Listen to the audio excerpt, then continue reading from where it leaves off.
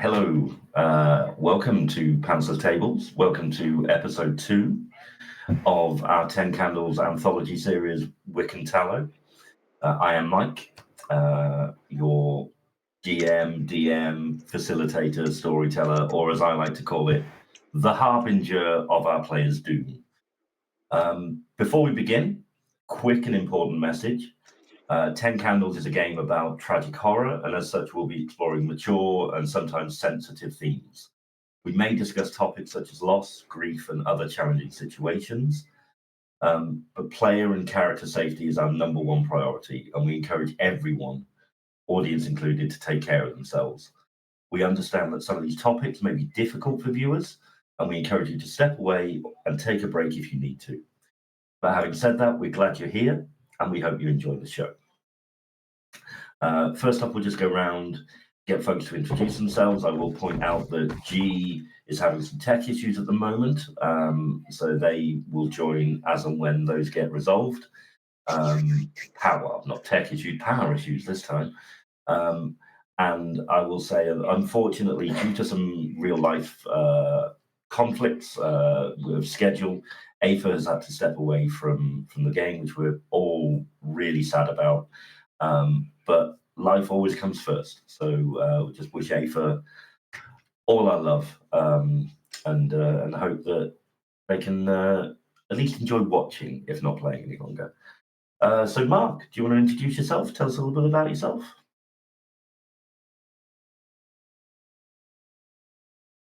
As soon as I get my audio fixed, here we go. What's going on, everybody? It's your 41-year-old non-binary boy, Mark J.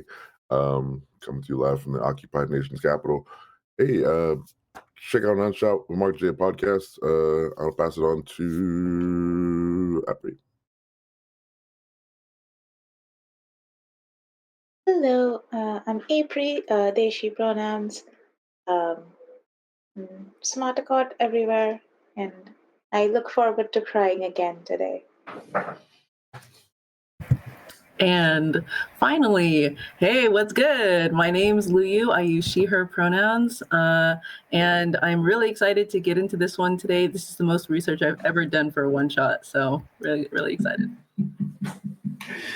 Yeah, Luyu has done more research than I did, and I wrote the scenario. So hey, yet again, Luyu will know more things about the scenario than I do. Which was evident last episode. I don't know, it's been a while. The world's still on fire. Or not, because it's been 10 days since the world essentially died. The sun, a distant memory, seemingly extinguished with the arrival of them. Now, only the pale, sickly light of the moon filters through the dust-choked sky, illuminating the ghost of a retirement home. The manicured lawns of Golden Sunset's retirement village are now overgrown, a silent audience to the encroaching darkness. The once bustling communal dining room is cold and quiet, its tables draped in shadows. It's a monument to a past that no longer exists. But in a small, secure room, a group of survivors huddle together, their faces illuminated not by candles, but by the weak, flickering light of a single emergency lantern. They've rationed their last supplies. Their food and water are dwindling, their batteries running dry. Each flicker of the light is a reminder of their dwindling time. The hum of the generator now a thing of the past, they are left with one chilling question. What happens when the last light goes out and they are left in the dark with them? But away from this room, stalking quickly, silently, across the lawns of the Golden Sunset Retirement Village towards the main building, is a lone figure. Mark, would you like to introduce Sammy to us? Yeah, Sammy is a 17-year-old black male. He's dressed in a very put together Naruto cosplay. It's his OC ninja that he self-inserts into every scenario in his head. But he's limping across the lawn, trying to get into trying to find safety. trying to find somewhere to hide, somewhere far away from them. He sees the little bit of light coming from the retirement center and knows that like, this may be it. This may be the place where I can hunker down for a while and get my bearings. There's a little bit of blood on his costume, but not his. And he finds a way to enter the retirement community. There's an open window, and he slides through. I think he looks around, searches through the building, and sees a few people.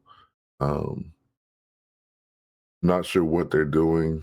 I think they look at him like, who is this? Why is this ninja walking through the retirement community? But he sees a group of people.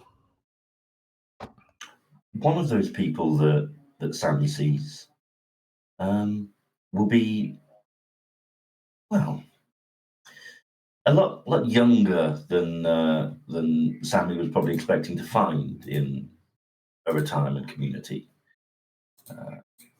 We will throw it over now to Dr. Kiki Sen. April, would you like to introduce them? Yeah, Dr. Sen is in her mid-40s. She is she's tall. She's kind of like she kind of has like a sleeper build, which is very visible because she's usually always in like tank tops and sweatpants. You don't really need to follow a dress code when you're here. That's fine. I don't need a white lab coat. I have muscles and I would like to show them. Yeah, and they have like a lanyard like around their neck, kind of like which just like their name and stuff for like the residents and everything. And they're probably currently like just aimlessly scribbling things on like one of those boards. I can't remember what it's called right now, but like one of those boards that like doctors and stuff like carry around. There probably isn't anything to be thinking about right now in terms of like her job per se, but it's very much like to keep her in the headspace of like, okay, I gotta take care of people kind of a thing. She's just like scribbling like random like medical things on her board. Cool. There's a few other people dotted around. There's what quite clearly appear to be a couple of orderlies with name badges. One saying Mark, another Simon. There's a couple of residents dotted around, and one of those residents sat in a comfy chair. Is, well, let's just say,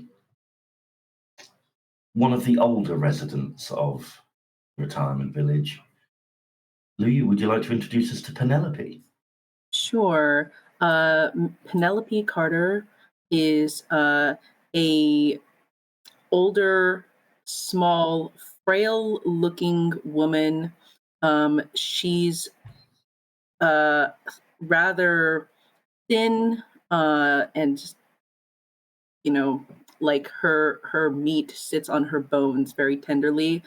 She's wearing a frazzled tropical blue muumuu, and she's like wringing one of her hands with her thumbs. And you can see on that hand there's an armband that indicates that she is a patient of the memory care ward here in the facility. It has her caregiver and room number, but they don't appear to be nearby.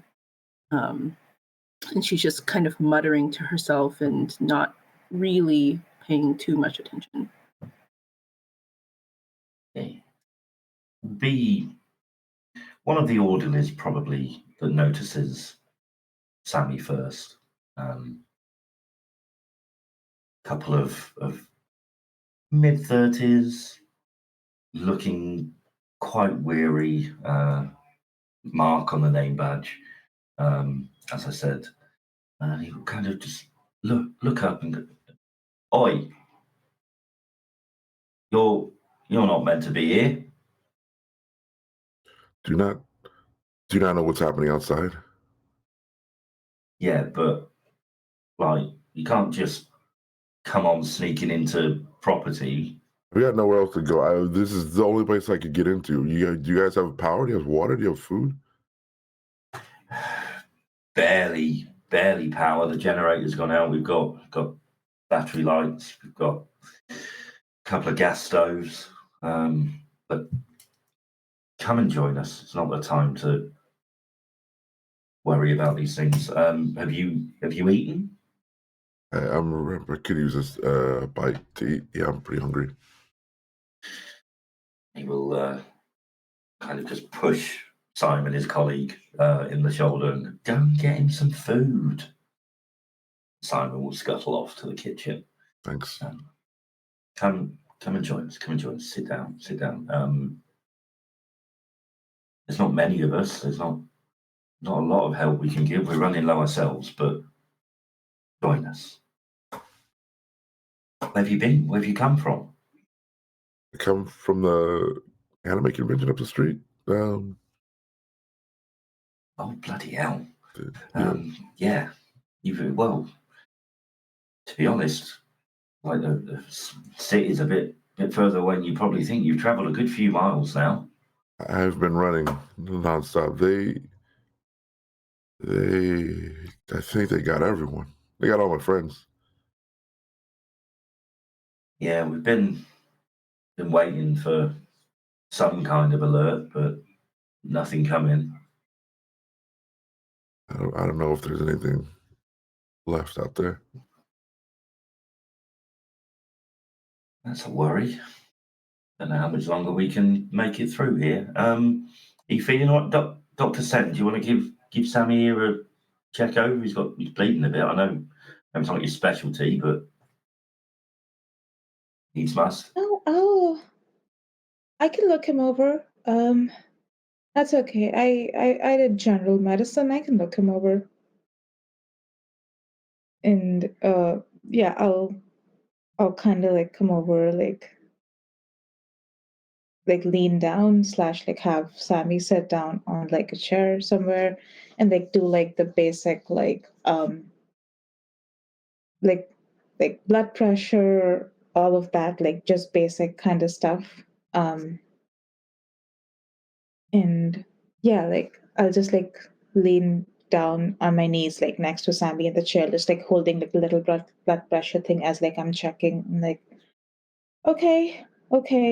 I don't know what normal human blood pressure is. I don't know if it'll be normal either. But I'm just like sitting there, like kind of like going through all of the tests, like quick checkup things next to Sammy. Yeah. Cool. How's Sammy's blood pressure going to be? Is he coping well with what's going on? Definitely not. sorry. Heart rate elevated, blood pressure high, eyes dilated, probably just in shock and panic after what's happened. Sorry, I just spotted Sammy's they them. Apologies, not he. Don't worry about it. Your blood pressure is weirdly high. Been running like nonstop. Okay, that's okay. You take medication? Take some vitamins. Those don't do anything for you. You should throw them away. Nothing else. We'll have you sit here for a bit, and then we'll see if it gets any better. Okay. Even if it doesn't, then I have a stash that I feel like nobody's gonna use anymore because we're all gonna die. I Wait, can just pop you some. I can just like pass you some pills. Wait, a stash of pills? Are you like a dealer? I look around at like the facility, like like in like a do you not see where we are kind of a thing, and they're like, yes, Hey, I haven't I'm even a really dealer. got my bearings. Sorry. I don't have any money on me. I can't like afford anything. Okay, no one's gonna use them anyways. It's all right. We have stuff meant for like years, and it's okay. They're all gonna die. No, No one's gonna be here anymore to take those please, pills. You can please stop have a saying that. few as you go. Please stop saying that. We're gonna find a way to make it somehow, right? Huh. Right? You're an adult. You're supposed to tell me good things. Comfort me. Your doctor. Okay, an adult means I am being realistic. It means I'm not gonna give you false hope when there isn't none. There isn't sunshine and rainbows at the end of this. There's always hope. Sure. You know what? Did you not see the end of Dragon Ball? Goku becomes the dragon, and then we find hope. There's always a happy ending somehow. What is like really tragic? I can't think of it off the top of my head, but like, Genesis Evangelion, that was you know what? tragic. Sure.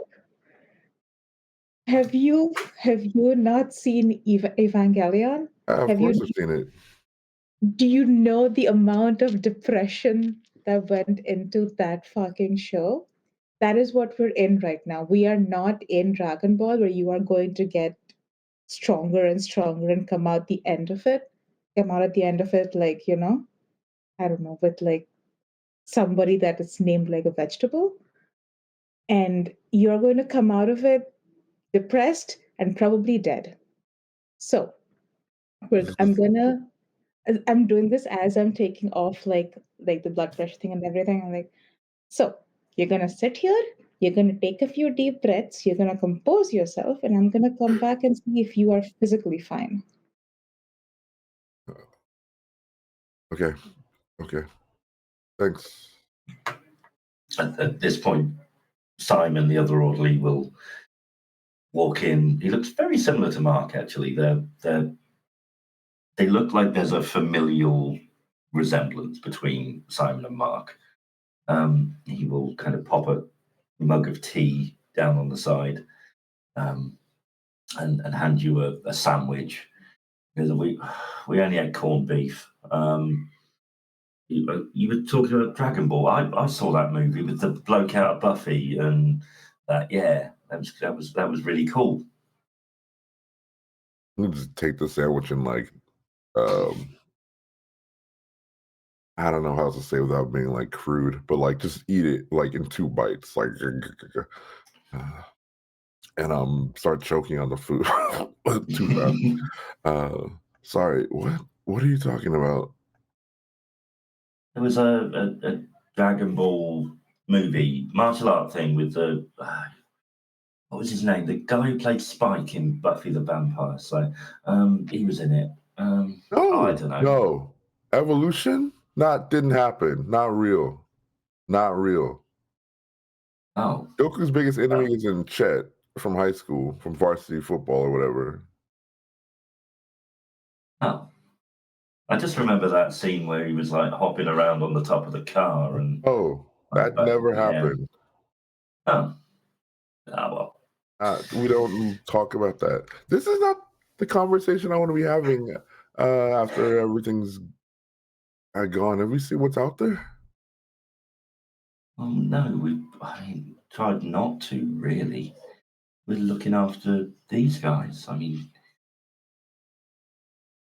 running from a convention, whatever that is one thing. We've got frail, elderly people to look after. Can't run anywhere. We'll make do. Is there a lot of people out there? I don't want to be in this room anymore. This is really depressing. Are there some other people out there? No, I think this is it. We rounded up everybody we find.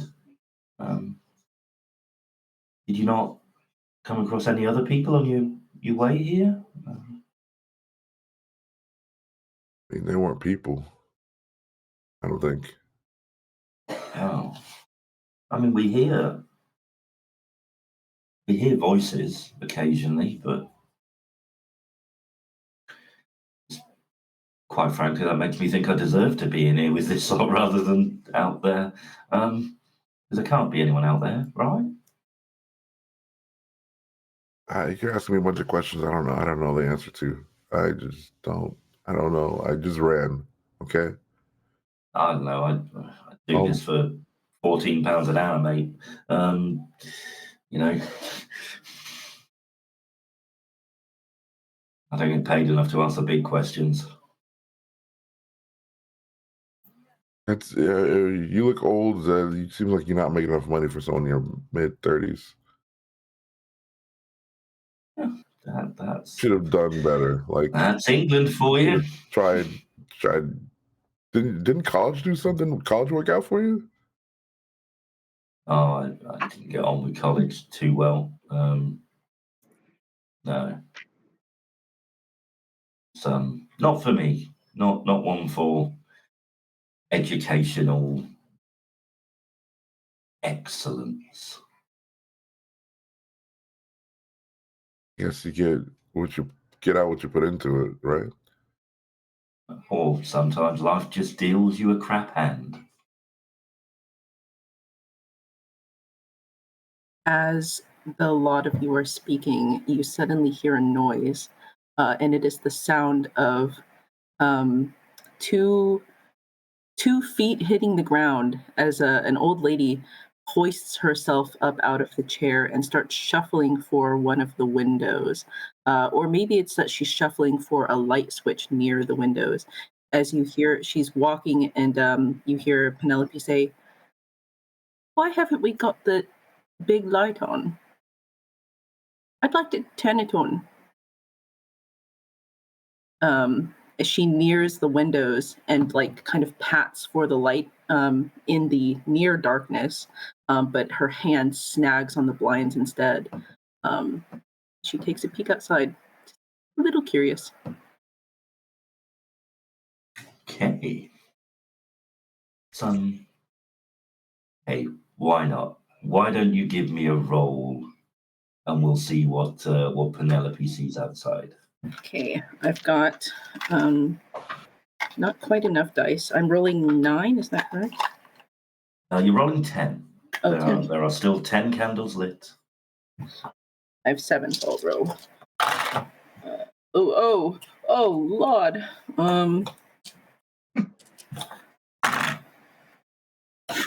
Mike. There's 1 6 and 5 1s.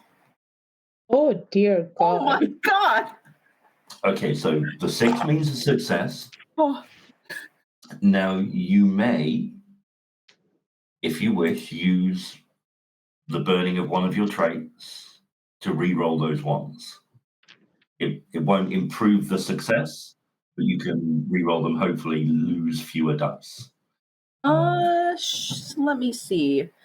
Wow, it's very early to be burning something, but sure. She'll burn selfless.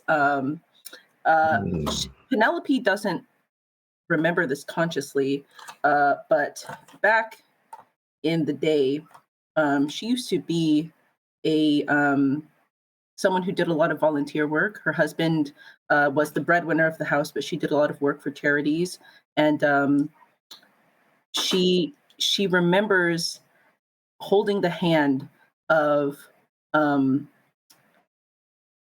disadvantaged children and like looking out the window with them in the hopes of a car coming that will never come.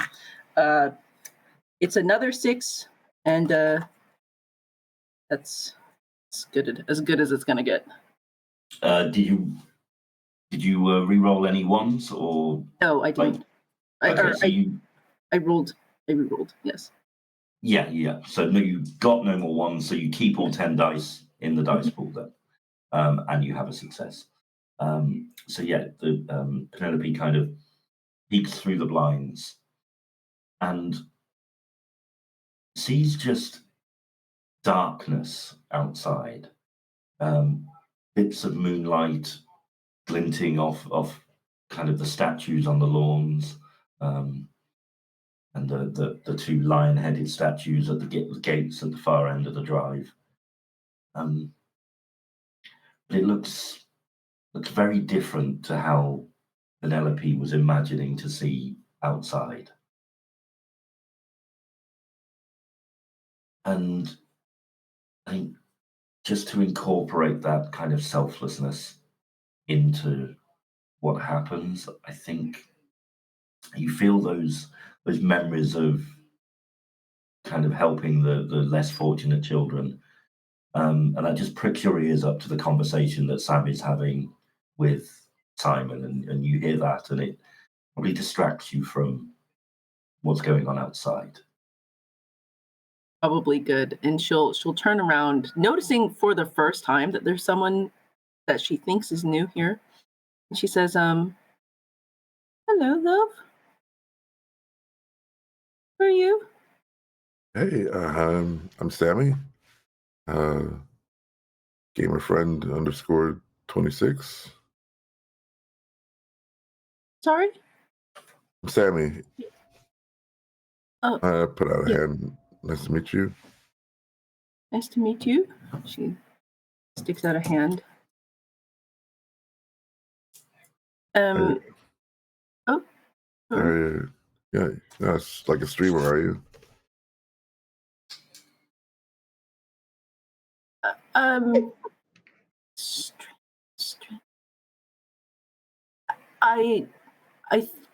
I think I've bought them before, yeah? Streamers? What are you doing here? Oh, what am I doing? Let's see. I live here. I live here. You don't live here. No, I definitely don't live. I ran for the convention.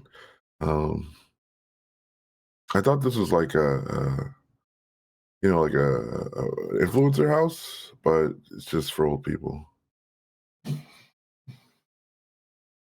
A lot of the words you're saying, I don't think that Penelope even has a handle on like what an influencer or a streamer is. And so she just will do what she's been doing a lot these last few months, which is just vaguely nod and smile placidly. But she will leave her chair, which was further removed, and come sort of sit on like a little beanbag cushion near y'all, which is a terrible mistake. It's awful for old people to get out of beanbag chairs. Yeah, Simon just kind of looks at Penelope and I'm going to have to help you out of there in a bit, aren't I? Okay. Quick question, Sammy. Do you play Parcheesi? No. Okay. That's for old people. Look around. Penelope's very good at Parcheesi. Don't put any money on it if she offers to teach you how to play. Right. Bridge night is Thursday night, so if you like card games. I don't know what day it is, so yeah. I just Googled Parcheesi. And I think Sammy is like, where's the tablets? Like, what are these board games? Like, where's, like, I don't know. I tablets, don't know. Dr. Sen looks after the tablets. Cool. Yeah, I'm not allowed to give them out. I'm not qualified. Anyway, talking to Dr. Sen, we're gonna make a plan for what happens next. We can't stay here all like just fade away, can we? I know Mark says we should, that we can't get these people anywhere, but there's the minibus. We could use the minibus. We could go on a walk. Walking might not be smart, Penelope, but I do not think you want to be walking in this currently at this time. And Dr. Sen's voice gets a little like softer when she talks to Penelope. Like it's a little like it still has like an edge to it, but it doesn't have the bite to it anymore, I guess, as much. It's still like bad, but it doesn't have like that bite anymore. But yeah, like I don't think we should be walking in this state right now. I also don't think we should be driving anywhere. But if we all think that we do not want to live out our last days here and we would rather, like people go on destination weddings, we kind of want to go on like a destination funeral, then we can do that. I'd be more than happy to like drive us out to like a beach or something and Oh, be. I love the beach. Are we going to I the know beach? you. Wait, like no, like sorry. Beach episodes are supposed to be like fun, cute, right? No offense to you guys. No offense. But I Each don't. episode is also supposed to have fan service. I don't think anyone here is going to be doing that. Yeah, that's what I hope. I hope not. No offense, y'all. I feel like Penelope right now. I understood about 3 of the words that came out of your mouth. Because Simon, all right, I need to look after Mr. Johnson and Mrs. Lee. Mark is, I don't know where he is right now. You know him, wanders off all the time. Penelope, you're okay. Look, Sammy, was it? Do you know how to drive? I got my permit. Perfect.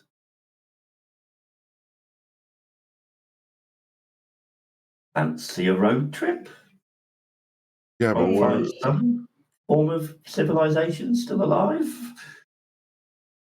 Okay, so we're looking for help. We're looking for more people. More safe. No, nobody's coming to us, so I don't know what to suggest. Okay. But we've been Yeah. here for 10 days. Well, we've been here longer, but you know what I mean. I call shotgun. You've got a shotgun. I call shotgun just in case Oh, someone needs to make sure we don't swerve off the road. I kind of like look like is Sammy in costume? Yeah. I assume so. Okay, yeah. I kind of like look like Sammy up and down like at like their like get up, and I'm like, yeah, just to make sure we don't die from a car accident before we die from the state of the world. Yeah. I won't crash this. I'm pretty good. I never drove a bus before, but minivan before, but I'm decent. Trust you. It's like the first nicest thing you've said the whole time. That's thank you. Cool. There is nothing inherently mean about being realistic, Sammy. But that's okay. You get used to it. I assume you haven't seen too many people die on you yet. You get used to it. That's okay. I think that, as you say that, Sammy just gets like a pit in their stomach of something they definitely do not want to remember right now.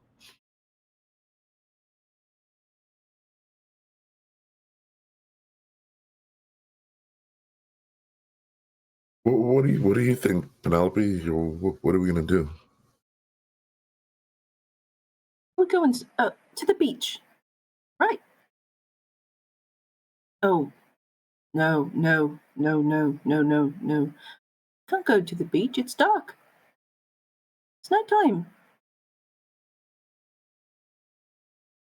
It'll, maybe not the beach then. Hey, but go for a nice drive? Oh, I'd love a drive. Yeah. I'd love. We're all going on a drive. Yeah, we'll all go. Right? Let's let's get you and the others ready while Dr. Sen and our new friend go and get the minibus ready, eh? All right. Pack a few I need things. my jumper. Yeah, we'll get whatever you need. Oh. Right. Yay! A wild G has appeared. You're just in time. We're about to take a road trip. What's good? Oh, To somewhere. okay. All right. Great time to It'll- hop in. So I'm going to say that Simon and Mark will get the residents ready. If Dr. Sen and Sammy want to take a little trip to the garage, the carport at the side of the building, and get the minibus ready. So yeah, let's say so. We will introduce your character in a moment.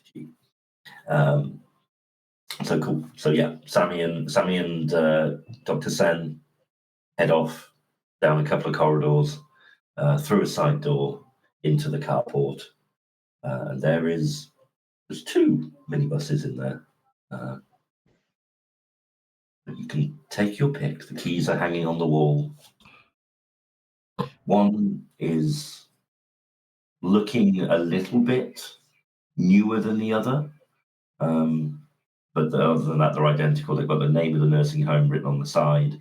They've got a lift for wheelchairs if it's required at the back, and plenty of space for half a dozen people easily, including if everyone had a wheelchair, there would be space for half a dozen people in their wheelchairs. You could probably fit up to 10 people otherwise in here.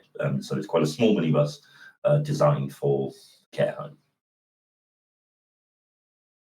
Do I know if both of these work properly? To work well?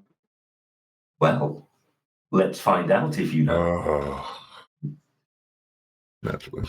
Okay. We are still on 10 thanks to Lulu burning their virtue.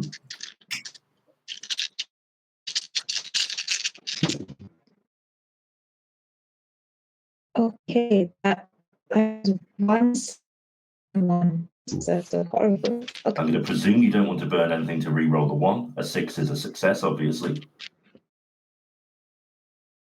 Yeah, no, that's okay. We'll keep. So you're we can down lose to one 9 dice dice right in your now. dice That's pool fine. for the rest of this scene. You know that despite the one minibus looking decidedly newer than the other, that one comes with a few more issues. There's a few more electronic functions, whereas the other one is quite basic, and has always been more reliable, had fewer servicing requirements. So yeah, you will take the keys to the older minibus and hand them to Sammy, I presume. Yeah, I'll hand the keys over to Sammy. I'll do I don't know anything about cars either. I'll do a quick check of whatever people check in cars. Is there enough gas? Is there oil? Batteries? I will check whatever cars have that I can check. Okay. You know what that means. If you're doing a service check on this vehicle, it's another roll. Just introduce another challenge immediately. It's amazing. That is 2 6s and 1 1. Okay. Same applies. Do you want to re-roll that 1 with the burning of a trait, or are you happy to lose that 1 dice and take the success as is? No, we're good. I'm gonna be selfish. We're gonna stay at 8. We'll lose another one. Yeah, you give the minivan a once over. You top up the oil. You top up the water. You make sure there's water in the wiper bottles. Everything you could possibly need is ready to go on this van. You're quite confident. As you're kind of pootling around under the bonnet, under the hood, as Mark would refer to it, a figure sips up from the other minibus, clearly just woken up from a nap, it seems. A figure that obviously Sammy hasn't seen before, but Dr. Sen will recognize as the reporter who was nosing around for an article about 10 days ago. You knew they were still around, but you haven't seen them. G, would you like to introduce Umrao? Certainly. Before spotting anything about Umrao, what Dr. Sen recognizes is the scarf that is tidily wrapped around their head, which has become a familiar sight and a source of annoyance, I imagine, over the last 2 weeks. Umrao wakes up in a bit of a stutter, is not entirely sure how they found themselves in the van, but spotting Dr. Sen across the glass, they're going to start knocking urgently at the window and indicating the locks of the car, which they seem to not be able to open. What the fuck? I glance at Sammy. Can't swear. Huh? Huh? And I just unlock. I unlock. I get the keys. I unlock the door, and just like, what? How did? Have you been here for like the? I thought you left. As you look deeper into the car, you're going to see a number of empty wrappers just lying around Umbrao and a couple bottles stashed away in the corner. Clearly, they have been camping out in this car, Have you having been been unable peeing to. in the bottle? I mean, it had to go somewhere better than the floor, don't you think? Okay. I do not have the time or the energy for this. Okay. We're all going on a road trip. If you want to come, you are free to. We have space, I believe, in the minibus. You cannot be pissing in a bottle. I will need you to also go get a quick change of clothes. You will not be sitting in a minibus in an enclosed space with the rest of us smelling like this. Umrao is going to get themselves out of the van and stretch their legs. They've been locked in there for a few days now. Taking a glance around, they do appear more concerned about the road trip. Is being in the bottle and my stench the only concern? You and what army? What makes you going on a road trip? Is this like a last hurrah bucket list of my life thing? I mean, would you rather die in this, like, in the same four walls you've been in for like the last few years?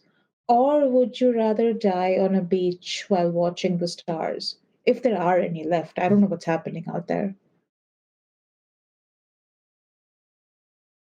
It's at this point that you see a new person come in, you see a frazzled, gray-haired woman pop her head through the door and say, "Impact?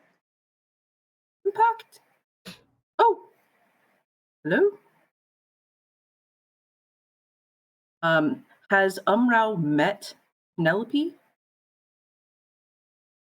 I'd imagine they have. Umra would have been talking to all the residents to get an insight into the community.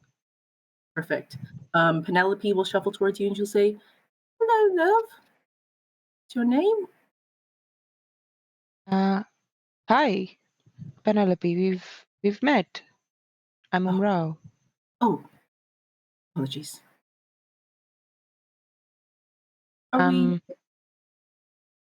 Shall we go? Or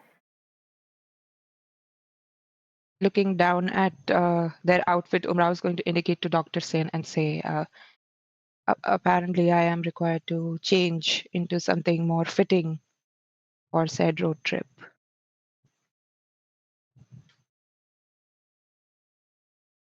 you don't have to swim. I won't.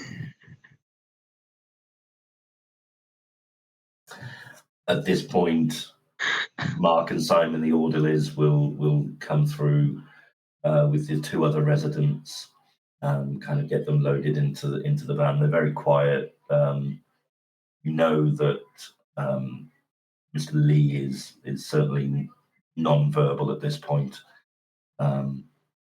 so that's nothing new. And the other resident looks pretty frail, but just kind of nods along. Asked a few questions of Mark and Simon. They whisper into his ear that everything's going to be okay. We're just going to find help. Yeah. Now see, a few packages of food and what water's left are loaded up. We can start moving if we want. If everyone's ready. Oh, Umrao, you're still here. Honestly, would have sent Simon to look for you, but just assumed you'd run away or something. Apologies. Lovely to see you again. Are you coming on this trip with us, I presume? If that's where the food and water is going, or if I could get a change of shirt and pants, perhaps. Not a problem. There is what we got. I mean, if you don't want to dress like an old person, he'll kind of reach into his bag and pull out a pair of sweatpants and a just a t-shirt. You can have these. I don't think I'll need a change of clothes. Yeah, you're welcome. Yeah. I was gonna grab it, just pop over to the other side of the van, quickly change, and make our way to the van we seem to be taking. Cool. You walk around in a lovely, slightly oversized pair of grey sweatpants and a Dragon Ball Evolution movie T-shirt.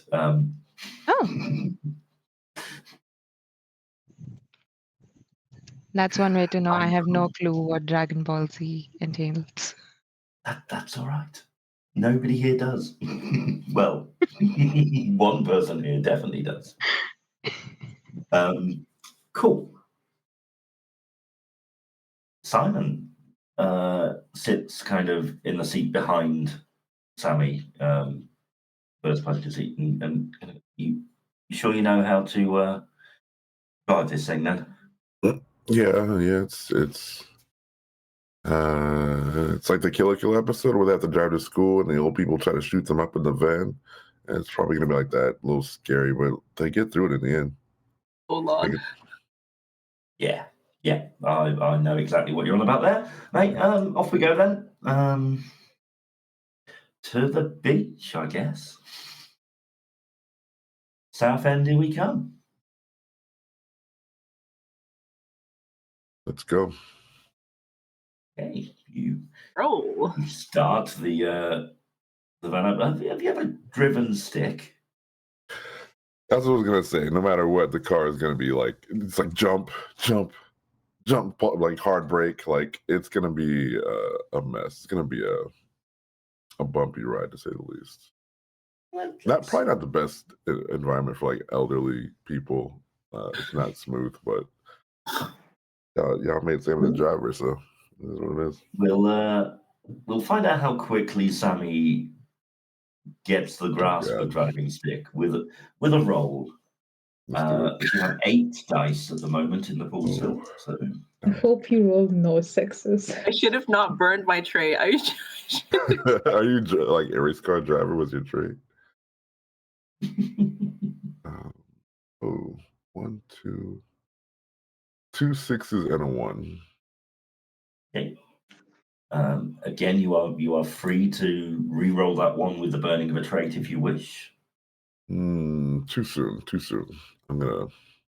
So we'll take one more dice from the dice pool, but yeah, you kind of it's a rough start. You're driving on the wrong side of the vehicle and driving stick, not something you're totally comfortable with. But 15, 20 minutes into the stop-start journey, you finally kind of figure it out. Everything slips into place with a bit of advice from people, and you get used to working the clutch and going through the gears, and you're off on the road. And I mean, it's empty. There's no other vehicles that you pass for the first 30, 40 minutes. Everything quiet. The streetlights are out. But the minivan is working fine.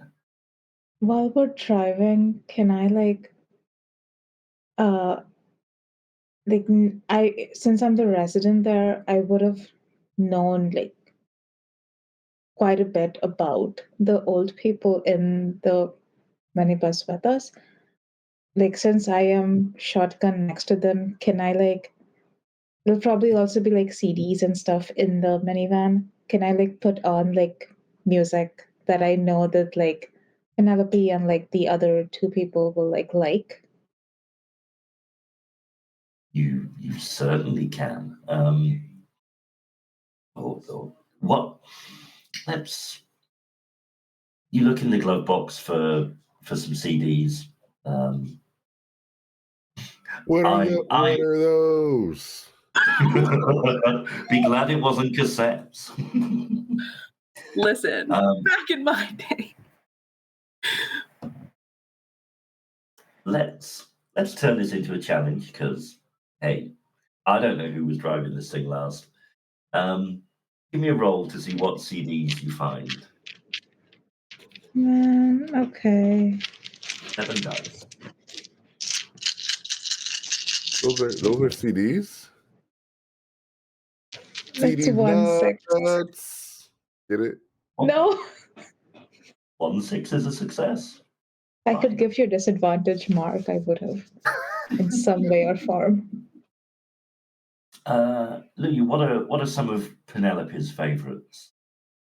It's gotta be the oldies. It's gotta be like a mix.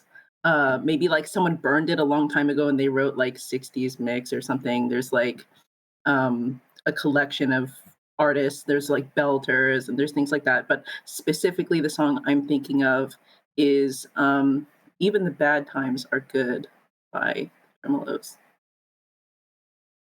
Hey, I know the Tremolos. I don't know that song. I will listen to it in the break, I think. But yeah, you find a range of CDs. You find a 60s mix. You find a 70s mix CDs that were clearly burned by a member of staff. You find a copy of an album by a band. I don't know whether you've heard of them. But an English band called Oasis, you may have heard of. There's one of a CD of them. Yeah, I have heard they have a wonderful wall. Yes, exactly. And there's also an album by a band called Soundgarden. But you pick the 60s music and you pop it in the CD player. And it seems to kind of perk all the residents up, certainly. And Even the non-verbal resident in the back is kind of just popping their head along to it and smiling. So yeah, everybody feels like it's a proper day trip now. I'll also say that for certain kinds of people, changes in routine can be very difficult. So it might have been that some of the older residents were getting unruly, including Penelope, because if she doesn't remember why she's in the vehicle, being in the vehicle is suddenly distressing. But when you put on the tremolos, then everything's better, and you can see she's slowly humming. It takes her a few songs to like pick up stuff, but eventually by the time she gets to song number 3, she's like actually singing along and whatnot. Wonderful. Obviously there's no satellite navigation. The inbuilt sat nav is not working, which is odd, right? Why would satellites not be working? But you kind of follow a few signposts. You know the rough areas you're looking for. People are guiding you on the right roads to take, and you eventually come to the main exit for the on ramp for the freeway, for the motorway. But there is a queue of just empty, abandoned vehicles blocking the on ramp. So you're going to have to come to a stop here. Simon and Mark, well, we could try and move the cars out of the way, or we could change the plan and go somewhere else. But I don't know what else to suggest. What do you guys think? We move them?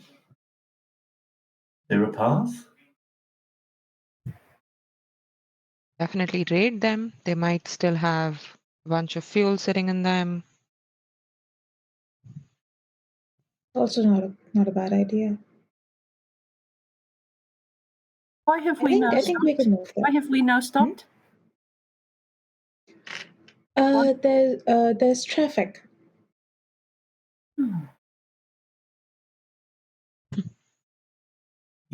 You know what it's like of leaving South London. It's always a hassle, Penelope. We get this every time.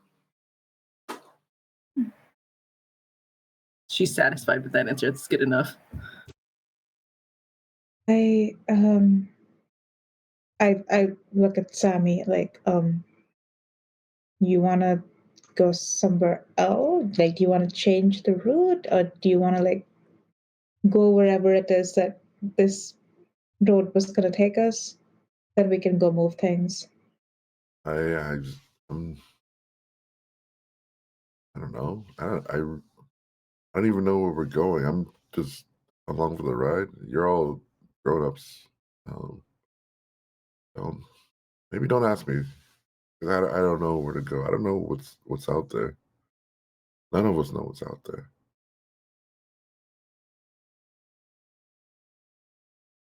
True. Look, me and Mark are going to go and try and bump a few of these cars out of the way. They should be fairly easy to move. Get the handbrakes off, move them a bit wider. If you want to stay here, if you want to try and see if there's anything useful in them, do. But we're going to go and try and move them out of the way.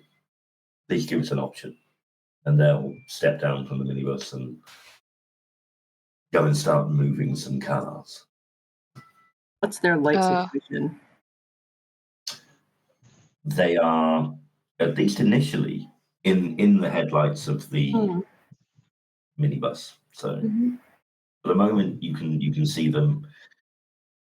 Mark leans into the car, takes the parking brake off on the first car, and they start rocking the car up and down, getting the wheels bouncing, and gradually moving it side to side, slightly out the way. It's process of time, but they will get these cars off the road and out the exit if required.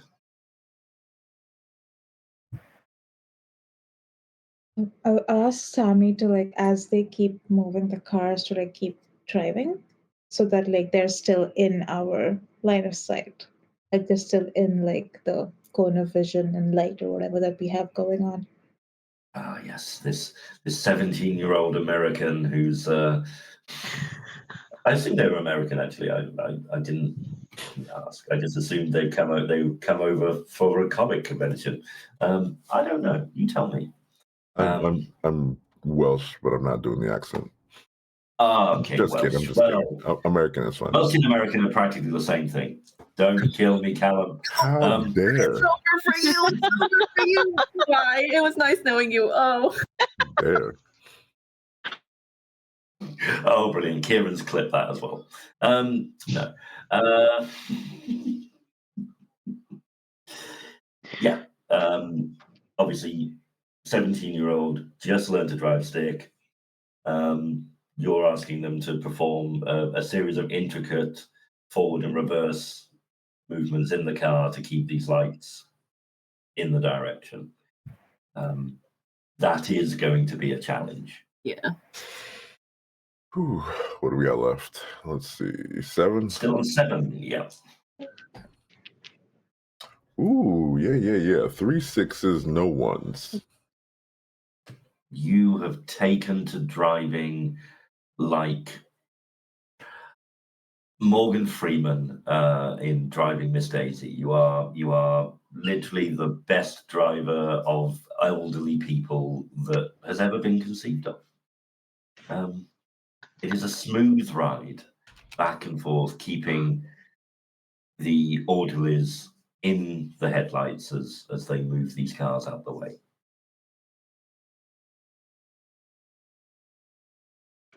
Oh, that doesn't get clipped. Okay, fine. I will say, as the car moves backwards and forwards, however Olympian a level this 17-year-old is, eventually it's going to become confusing and distressing, at least for Penelope, and she's going to start struggling to unbuckle her seatbelt. And you hear her clacking like the handle on her side as she's trying to, like, just in her mind, like, just take a peek outside, but obviously she's not aware. Sensing the people in the van getting restless, Umrao is going to throw their hands up in a "not my problem" and hop out of the van, follow after. I believe you said Simon and Mark. Right. Follow after them, and as they move the cars one by one, once they're done moving them, Umrao is just gonna pop their head into the car, look for maybe an emergency torchlight, any emergency rations that might be in there, a first aid kit, something to carry petrol in if they have a can of fuel in there. Wonderful. You may give me a roll to search the vehicle. Bless me, dice gods. That's 1, 2 6s and 2 1s. Are you willing to lose those ones, or do you wish to burn a trait to? I'll burn my virtue, street smart. Okay. Ooh. Yeah. Re-roll those 2 ones, see if you can save any of them. Very appropriate. Got a 6 and a 2. Perfect. So the 6 doesn't improve the success because obviously a 6 is a success, while I don't have dice in my dice pool. It's guaranteed. You can't fail other than not rolling a 6 in these. I need to fix this system. You're all too good. Yeah. So your street smart come into play here because you kind of you know the places that people would also hide useful things if they thought, oh, we might need to come back and get that. So you managed to find a couple of emergency flares, a first aid kit, which is really handy, and you're also smart enough to think, I'm gonna siphon some gas out of these vehicles as well. So you find a couple of empty gas canisters, and you start siphoning some gas out and collect, let's say 2, so 10 liters of fuel as well. While you're doing that though, Penelope, you were a little distressed and trying to get out of your seat, if I remember. Do you want to give me a roll to see whether this goes well or not? Because Sure. yay.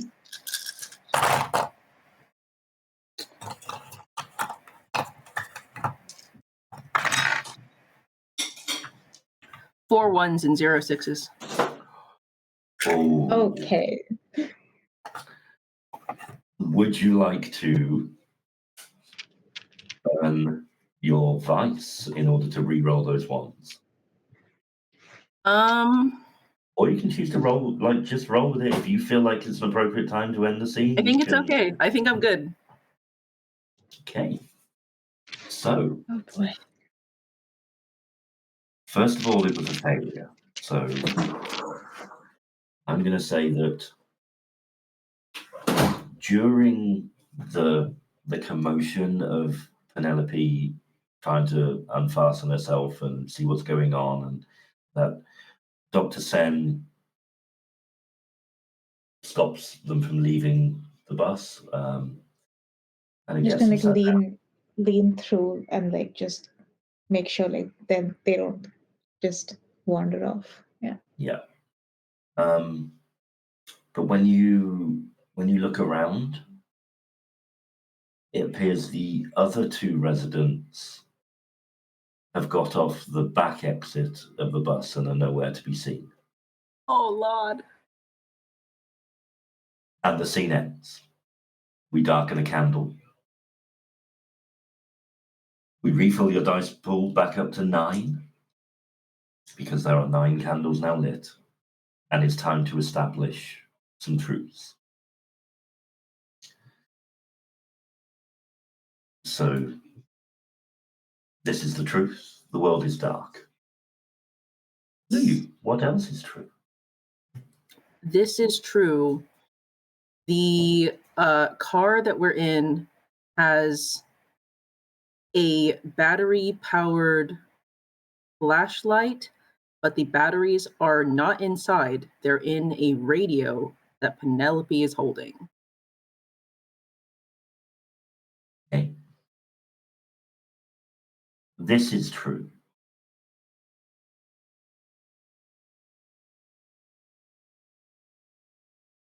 The residents are no longer alive.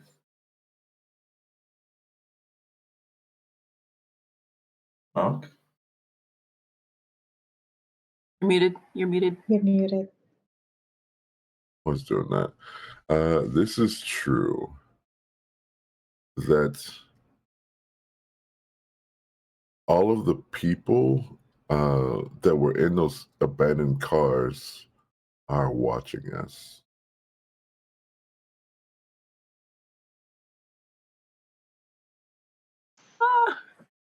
Amazing.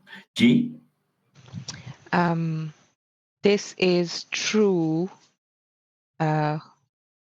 Umrao has stolen something off of Dr. Sen. Oh, shit. April?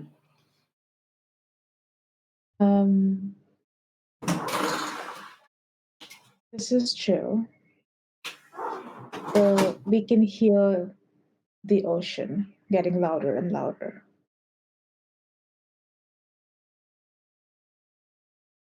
Are we back Mhm. up top? Okay. Yeah. This is true. The sound of an engine is attracting them.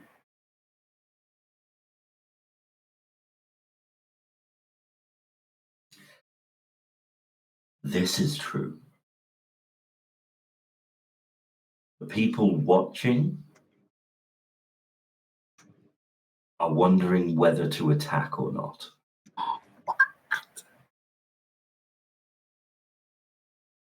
Fuck. Excuse me.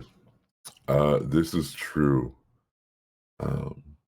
Sammy's online Canadian girlfriend, underscore gamer goddess underscore, is also watching. And as always, the final truth. And we are alive. And we are Still alive. not the Canadian gamer GF. Damn. Of course. So, a new scene begins. The two orderlies moving cars, Umral coming back with the stash that they found. Dr. Sen seeing to Penelope. The two residents wandered off. And a voice out of the darkness shouting, "What the fuck are you doing with those cars?"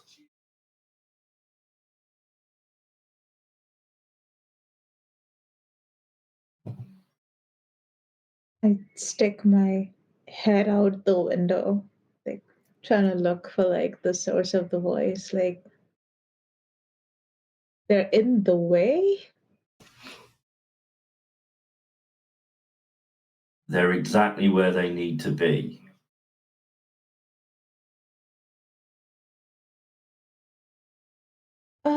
Listen, voice in the dark, wherever the fuck you are.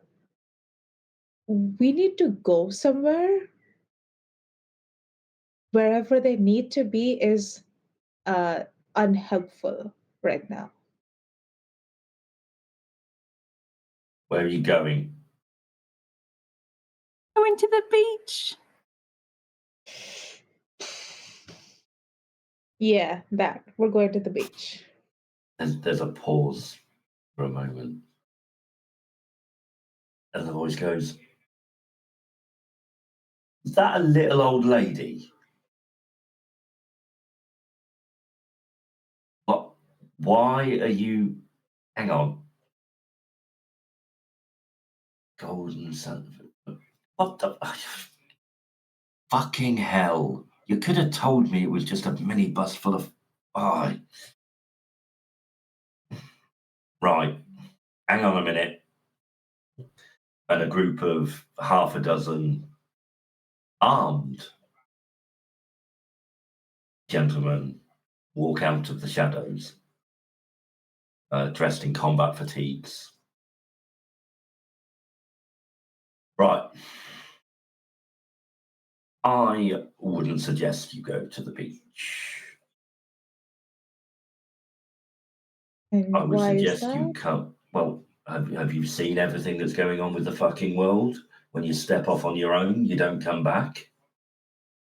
Okay. I mean, you And let two of your people wander off that way. They'll never be seen again. yeah, we gathered that. Thanks. Those two over there moving the cars nearly got bullets in their head. Again, I think that would have been more on you than it would have been on like the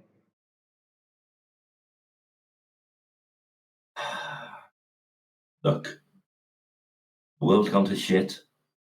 Nobody's given us orders at the moment, so we've done what we can. We blocked the roads off. Don't know how they get about, but it might help in order to stop people doing stupid things and driving away. There's a military base 3 miles from here where we're gathering refugees.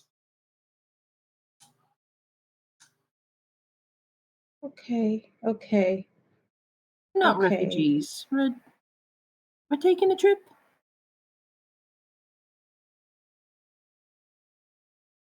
Taking a trip. The kind of clearly the leader kind of steps forward a little bit. Right. My name is Captain Johnson.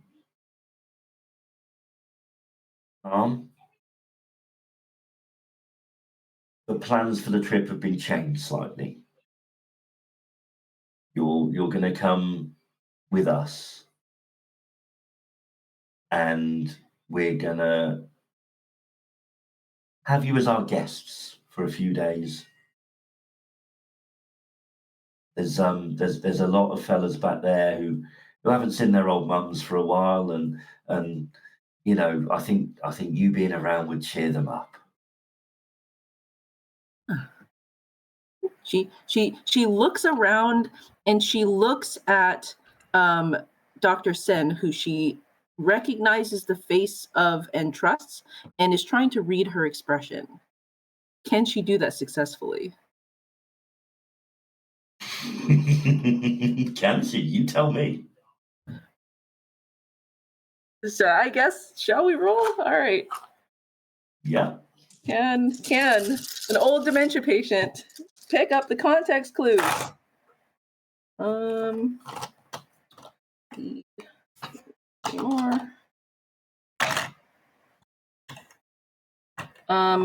3 1s and 2 6s. Do you wish to re-roll those ones? Nope. Oh, I love it. I love it. I love it. So you succeed. You pick up on whatever context clues that you were looking for. What does Dr. Sen's face show Penelope? I think when Dr. Sun looks back at Penelope, that they're like she's trying to put on like a brave face of like everything's fine, it's just a detour. But like when she turns back to like the captain, like from like the side profile, you can kind of pick up that like she's not super like comfortable with like taking a kid and an old person. Like Umrau's fine. Umrau's an adult. Umrau will be able to like deal with this like along the same lines as I am dealing with it.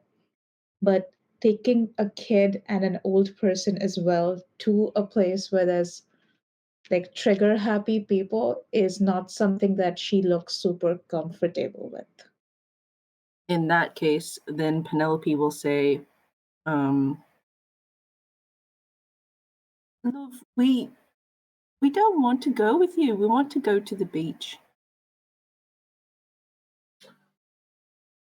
I understand that, Mom. But things are difficult at the moment. And how do I put this gently? People are dying out there, and we're just trying to keep you safe. But we don't want to go.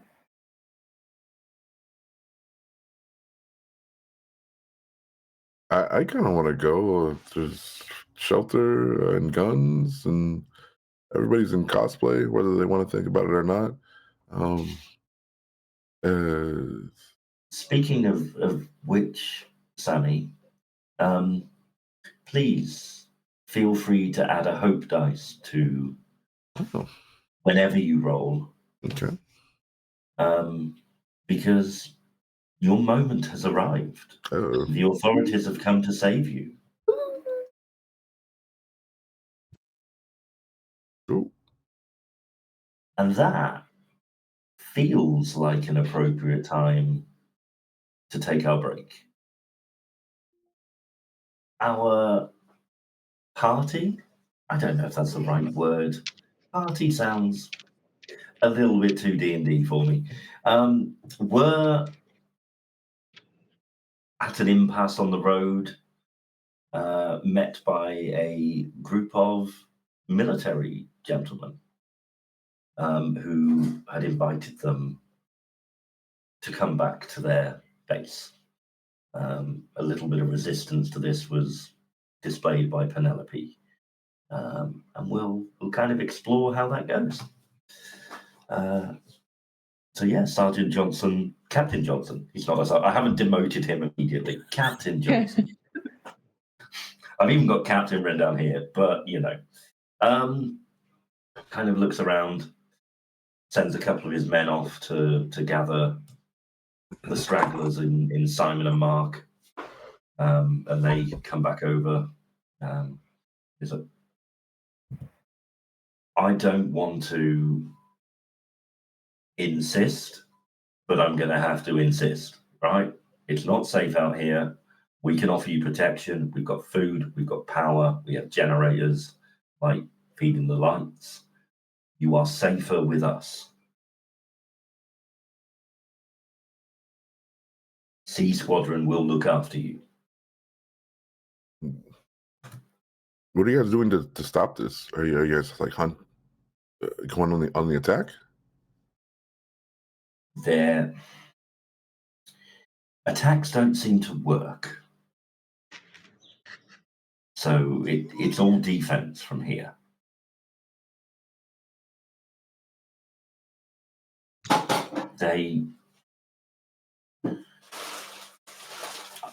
How much do you know about what's happened? Not much. Okay. Out the van, into our vehicles. We'll fill you in on the way. Could you maybe give us like Spark Notes version right now, and we can maybe go take our little trip? We can come back to you guys after. We would Wait. just really like to see the beach. ChatGPT. What's going on right now? Their internet? There is no response from ChatGPT. Okay, we're screwed. Yeah, you won't get, like, the internet's down, satellites are down, communications are all but down, bar CB radios. Is there Wi-Fi at the base? Oh The yeah, we've got satellites. Wi-Fi at the base. Yeah, Nice. we've got Wi-Fi. Yeah, If I we've got a can- gaming room set up. No, there's no fucking Wi-Fi. What? I was thinking because if I can get connected to the chat, like they could totally give me some tips on what we should do, who's safe, where to go. We're safe. Come with us, please. How about you tell us where your base is? We're gonna go look at the ocean real quick, and then we can come back to the base where it's safe. For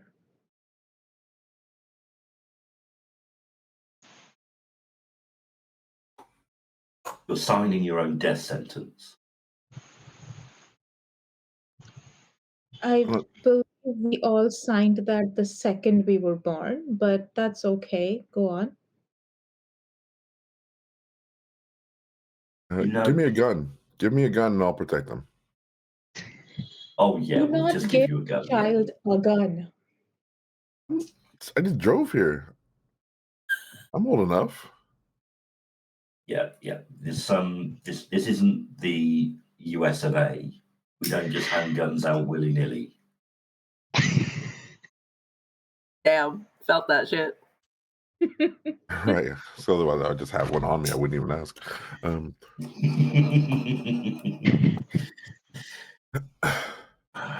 Right. Listen, someone's got to do something about this. Someone's got to find the answer and save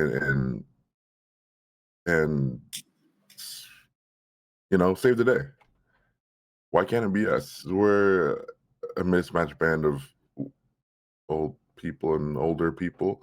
Why can't it be us? That's going to be you, is it? In your Karate Kid cosplay. This is an original character set place in the village hidden in the dreams. You've never heard of it. It's my own original world. Somehow worse. You're obviously not a fan. It's okay. Cool story, kid. Okay. Look, stay in the light. Don't believe what you hear. And be very skeptical about what you see.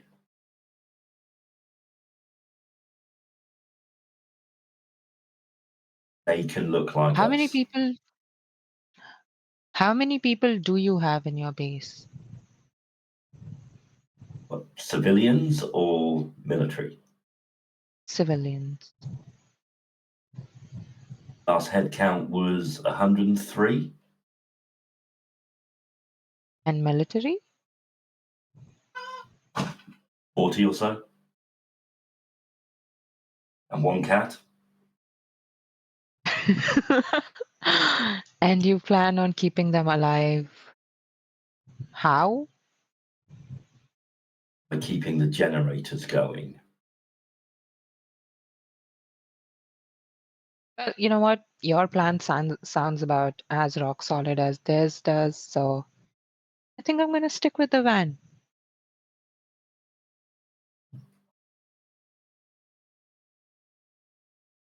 Once again, you Fine. can just tell us where your base is. We'll just take a little trip and we'll come back. We'll add to your numbers. Fine. As we're talking, I will also like extend like my hand back to like Penelope as like kind of like a grounding thing for like her to hold on to, like, because like the captain is currently going on about like don't believe what you hear, don't believe what you see, all of that stuff kind of. So just like as a way for her to like ground herself, I'll just like put like a hand like back to her. Penelope almost startles a little when you reach your hand back because for the last little bit, she hasn't understood most of the words that have been being said. So she's been closing her eyes and she's humming. But when you put your hand on hers, she'll grasp it. She'll say, Crowley.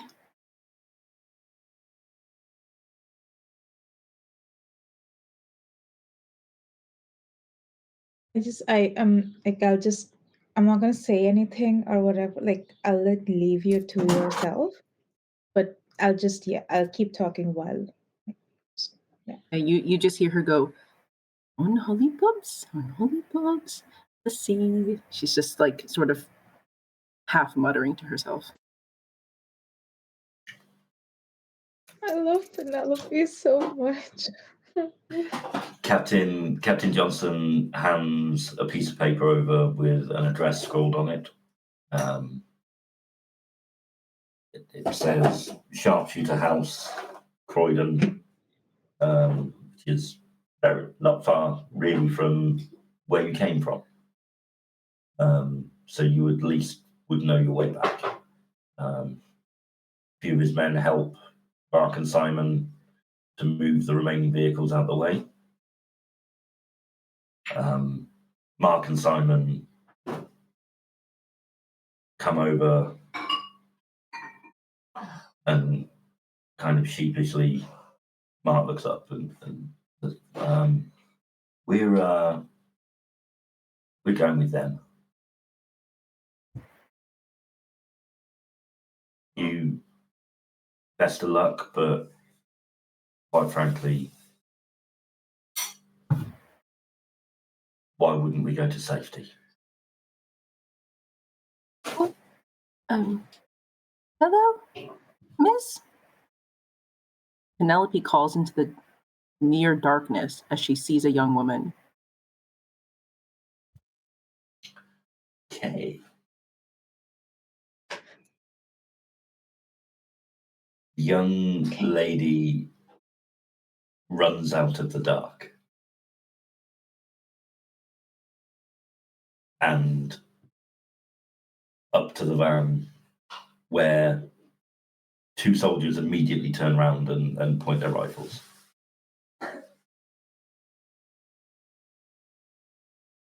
Who are you? Where have you come from? And this kind of girl looks at them. I'm I'm with him. And points at Sammy. No. Underscore gaming goddess underscore. I mean, most people call me Mel, but yeah. Never told me your name before. Yeah. Well, I wasn't gonna meet you, but Bro, what are you doing here? I thought we were cooked. I thought you were dead. I ran, bro. Like, I totally thought we were just cooked. You survived. yeah, no thanks to people. You know, crowds of people running mindlessly, treading on people who fell. Wasn't very pretty. Are you okay? You haven't said bro in 10 seconds. Yeah, well, I'm just glad you're not a 50-year-old man who lives in his mother's basement. No.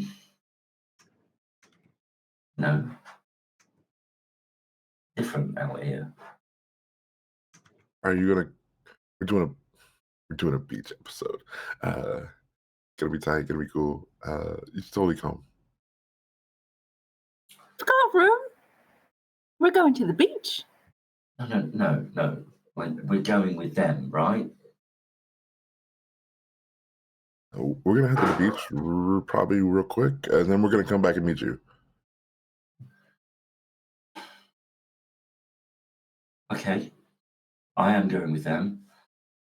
Like, you're cool and all, but like, we're not there yet, and like, come back though. And die. Like, that would suck. Okay. This might be worse than the apocalypse. This is damn. I thought I'm a Patreon subscriber. Like, what?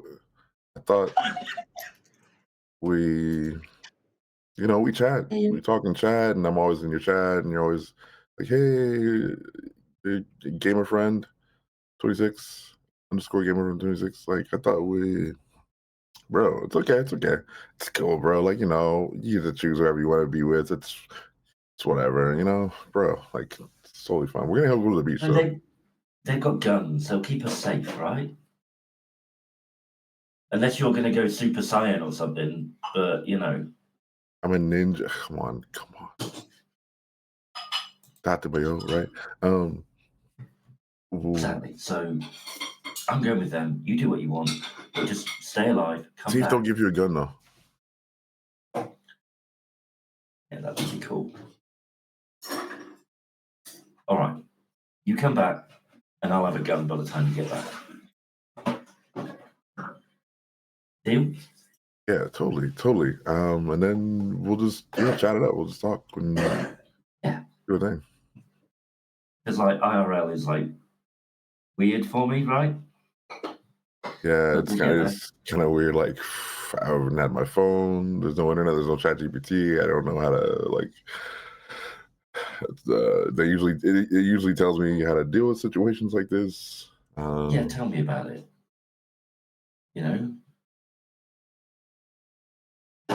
And like all this going on is just freaking me out. But I'm going to go with the people with guns, and I'm going to stay safe. And you're going to go to the beach for whatever reason with these like ancient people, and then you're going to come back.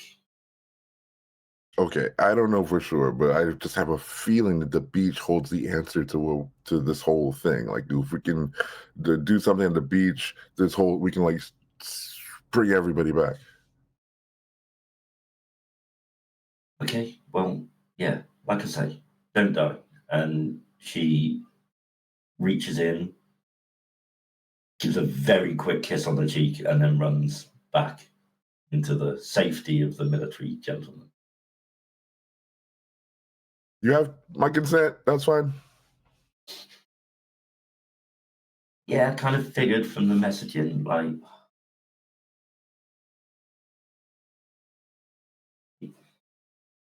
You should probably, like, next time you stream, just, like, don't have an avatar, because you're quite cute. Okay. I think we better go. Thanks. You're cute too. You're really cute. I've never. You're way better looking than your VTuber guy. We should go. We should go. We should totally go. We should go.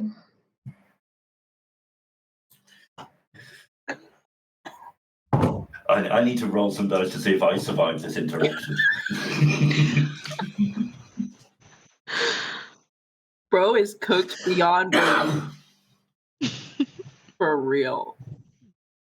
I don't know why I made myself a Patreon subscriber. That was really sad. That was so pathetic. I was like, I'm a Patreon subscriber. Are we cool? Like, dog, this ain't it. This ain't it, dog. Okay. Well, maybe the end of the world is gonna be okay for Sammy. Maybe it's for the best. No cringe. Yeah, this is very cringe. All right. Come on then, Sammy. What are we rolling? Sorry, how many dice? We're 9, on, right? Is our first roll? No, we're on 3, 6. How many are we on? I lost 9. It is the first roll of the new scene, isn't it? Yeah. 9 dice, but you get to roll 10 because of your hope die. Yeah. That's true. To see whether you pull off effortlessly. Can't even speak. Effortlessly. It's not a difficult word.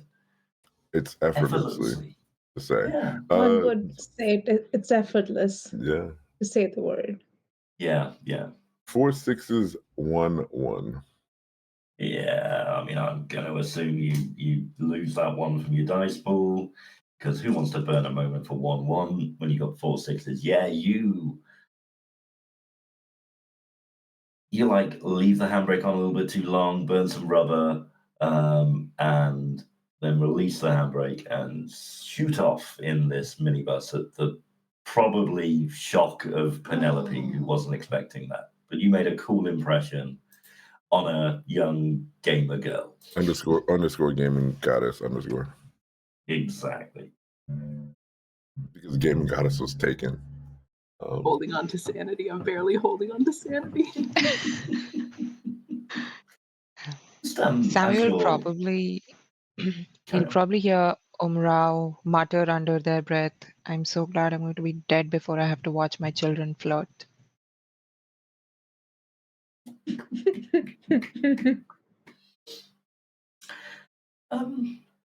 Who would like to make the next roll? Before I tell you what the roll is for. Ooh. Let's get it. Yeah, okay. Go for it. So you have 8 dice. As Penelope is looking out the window at the scene behind them as they leave down the road.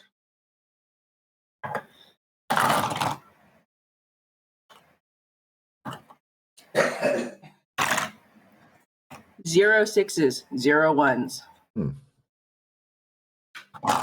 Oh, Lulu, I love your dice. So as you move off down the highway, you look back, and the first military vehicle leaves, and the second one is just pulling off as it is swarmed by creatures that you don't quite grasp the physical form of. It's almost like they shift and move in front of you as the shadows close in. I'm not telling you which vehicle she was on. I rolled for that. No! Gamer Goddess underscore!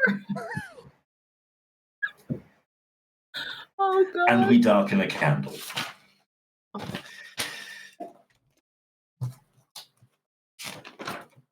And these things are true. The world is dark. Kick us off again, Lou. Has the scene ended with you? The beach lanterns are at the last of their solar power reserves and are flickering. Mm. Okay.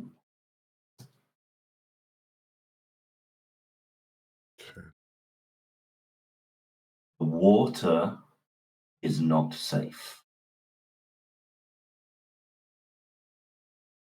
Mark?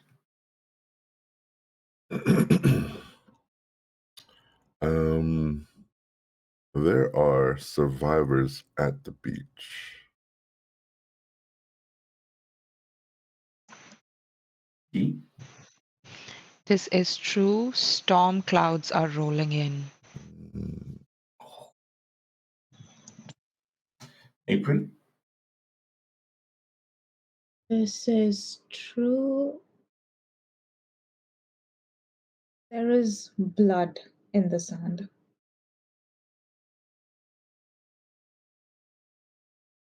Louis? This is true. There are footsteps in the sand that humans did not make.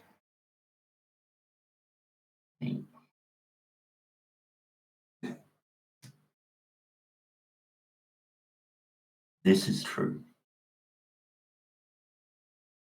Patches of the sand have been burned so hot they give a glassy mirrored appearance. And the final truth, as always, And we are And alive. we are alive. alive.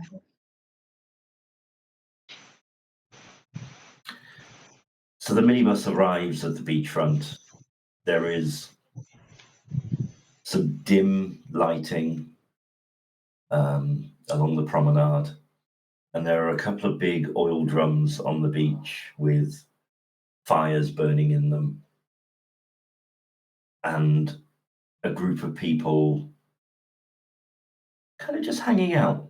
Some of them drinking, there's beer cans lying around, some of them playing guitars, general like party vibes of a whole range of people.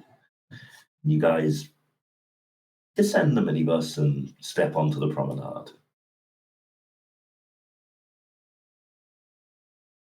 do you want to do? I will be like holding Penelope's hand as we like descend from the minibus and go onto the beach. Oh, I, I'm not sure. Well, no, I'm, I'm, I'm not sure. What? It's nighttime. Why are we at the beach at nighttime? I don't want to be here.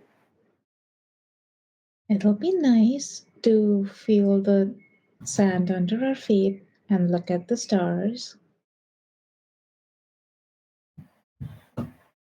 Think of it as your after dinner walk, but just in a different place than usual. Sorry about that, but it'll be nice, I promise. But my nighttime walks are with Miss Crowley, and I haven't got her. It'll just be me for tonight. I'm really sorry about the sudden change. Okay. I'm just like People very waving gently, you like, as you walk down. yeah. Hey, welcome, welcome. Come join us. The more the merrier. Oh, finally some offensive, some real people.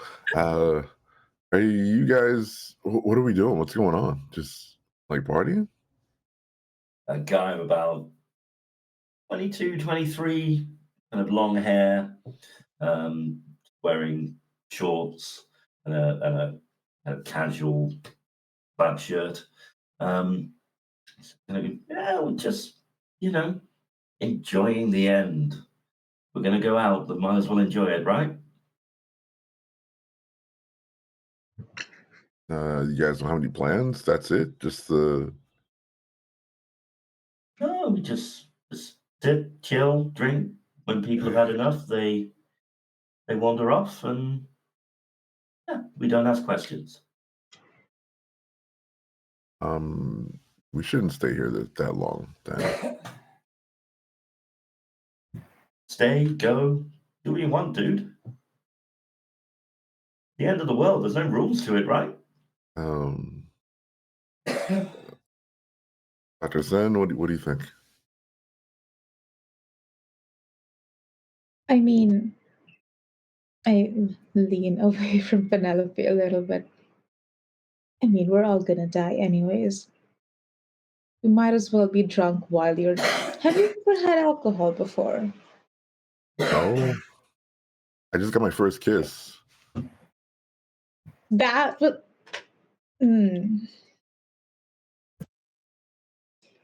Yeah, I forget that some of us aren't. Never mind. You know what? Before you die, have a taste. Have some alcohol. Why not? They Okay. probably just have shitty beer, but go for it. You remember when Rock Lee had a drink and he did Drunken Master Kung Fu? That's basically gonna be me. I bet. Okay. If Dr. Umrao does lean away a little bit from Penelope, talk eventually after a little bit, she'll look to maybe I said the wrong name. Please forgetting. Dr. Sen, that's yes. Then she'll look to Umrao and she'll say, have you still got a camera? It's just beautiful. Would you like a picture? Umrao will will reach into their satchel and pull out their old-fashioned camera with an actual flash on it and offer it to Penelope. When you hand it to her, something in Penelope lights up as she somehow knows a little bit about this. Maybe in the dimness, at one point in time, she had something like this. And she'll kind of like wave a hand and have you go kind of like stand closer to the water so she can video or camera record you. So, yeah. Do you want to roll for taking a photo? I'm fucking scared considering how shit ass my dice have been. But let's see. I roll how many? 7? Eight. Yes, 8. Seven. 8. 7. 7? 7. Okay. Yeah, there's 8 candles lit, 7 dice. Yeah. 2 6s and 0 1s. Cool. Yeah, you have a moment of clarity in the use of this camera, and you're able to kind of twiddle with the settings, knowing that it's dark, so you need to change them slightly, even with the flash. And you take a beautiful photo of Umrao with the backlight from the burning fires, kind of just, and the flash just lighting up the sea in the background for a moment. Yeah, it will be a very nice picture if it is ever developed. And she'll hand the camera back. Can I see the pic? Someday, maybe. Yeah, Just bring up the screen. Can you shoot it to there me? is no screen. This is so weird. Yeah, I feel the same way. You guys gonna come and have a drink then? Drink? She looks again to her doctor.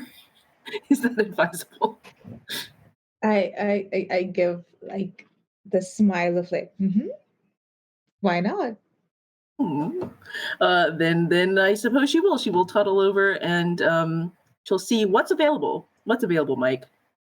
You have some beers, or there is a bottle of bourbon, a bottle of Jack.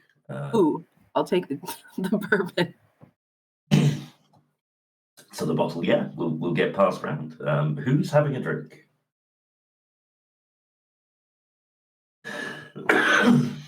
Just the two? No.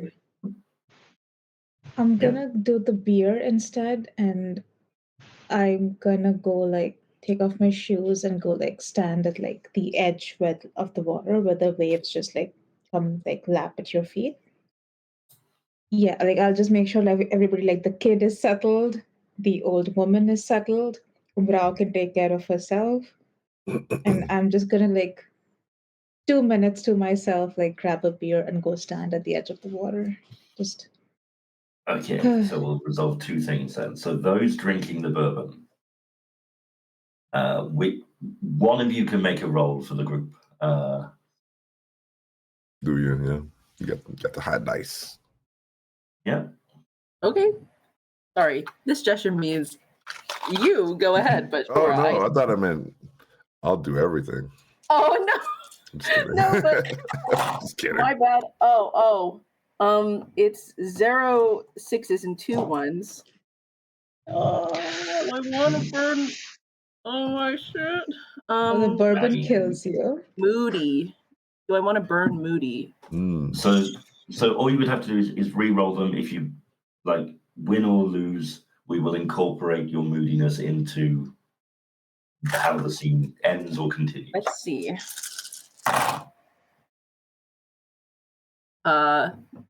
It's just a bunch of 5s and 4s. Okay.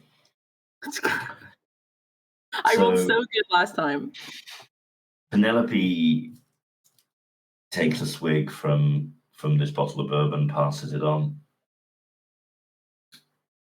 and has a flash of a not good memory.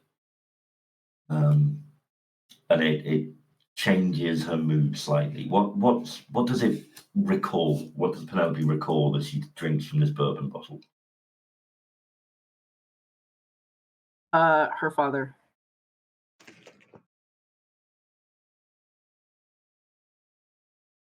So yeah, Penelope becomes quite angry, and when the bottle comes back to them for a second swig, throws it at one of the oil drums of fire. Oh shit! Not bad. And the scene ends. A candle darkens, leaving us with 7. And these things are true. The world is dark. But we begin with Luyu again. Not for the third time. What else is true?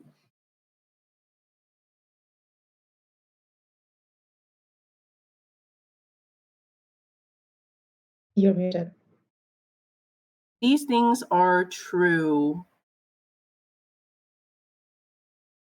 There is a familiar face to someone close by.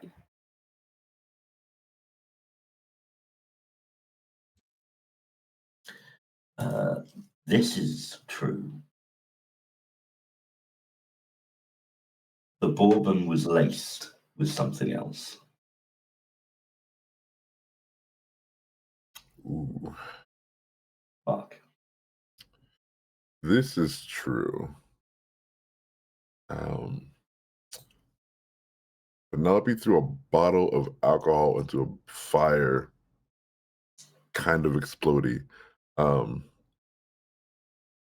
Made some of the sand hot, created more mirrors.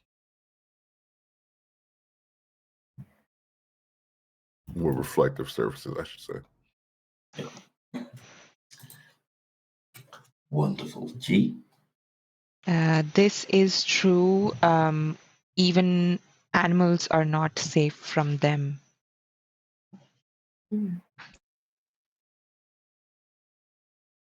April? This is true. There is a moon peeking out from behind the storm cloud, but it doesn't look quite right. Oh,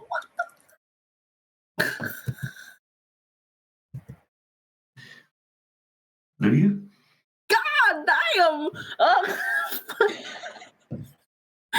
damn! These things are true.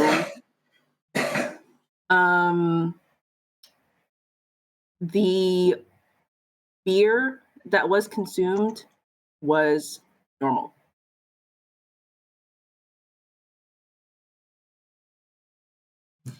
And as always, the final truth is We are You're alive. We alive. are alive. Oh, Lord. cool. So this bottle hits the oil drum, the alcohol flares, the oil drum tips over, and the sand under the heat gains that glassy sheen that a few other patches on the beach also have. There's a bit of a uproar from the people gathered around. What the fuck, man? All this sort of, we invite you here. But one of the guys on the beach, an older gentleman in his 50s, just kind of goes, hey, everybody chill. It's fine. We're here to let our hair down. Fine. Madam, was the liquor not to your liking? Mom and Dad. And she starts like violently picking at her hands and like rubbing them together and like shrinks in on herself. And this has been a lot. I'm like, this is very out of routine for her. And she forgot until she didn't. It's all good. Take a seat. How about I bring you a nice cup of tea? She'll nod. And he will wander off and come back a few minutes later with a cup of tea and just put it in your hands, find a blanket, kind of lay it over your knees. And you just lay there. Who? And then look around. Who's someone's mother? Patient? No? No. No one's speaking for her. I'm not there.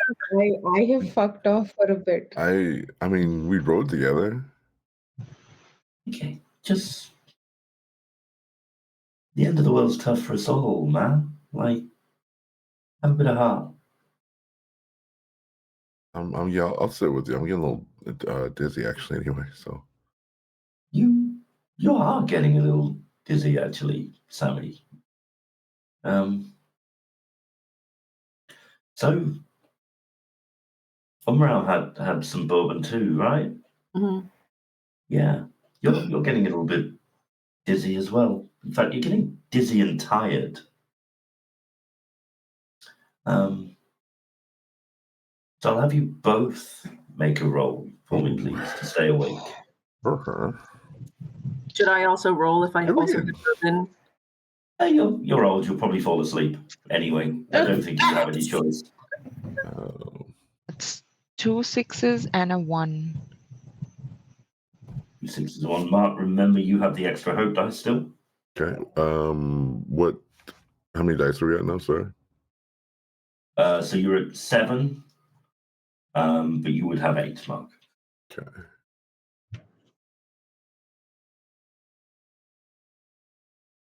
One, and 1 6. Yeah. You guys, you can re-roll that one if you want, but you succeed, so you do not have to. Depending on whether you want to burn a trait. Oh, we will presume not. We will remove 2 dice from the dice pool because you each rolled a 1. And yeah, you're feeling tired, but you manage to kind of keep your bearings with you and stay awake. But that alcohol definitely hit harder than you'd expected. And you look across, and Penelope is dozing now, kind of dipping in and out in the way that old people sometimes do, of kind of open their eyes and act like they've been awake for the entire time, and the next thing you know, their heads slumped forward, tilted forward again. Where did Dr. Sen wander off to? They would have like with like a can of beer in their hands. They would have like she would have like just sputtered off to like the water, like just where like the waves meet the like kind of like lap at your feet, kind of like just take off her shoes and just stand there for like a little bit. The explosion kind of like happens in the background. I like look back, I check that like Penelope is still fine, and then I like look back out into the ocean again. Then, as you are standing in the water, and we know it to be true that the water is not safe. April fully I blanked on that. April blanked on that. Please give me a roll. 5 dice. We're at 5. That's horrible. That's 3 ones and no 6s. Yeah. Wow. Okay, do you want to burn a virtue of ice? I think I will. I'm gonna burn my virtue methodical. Yeah, that's how you say it.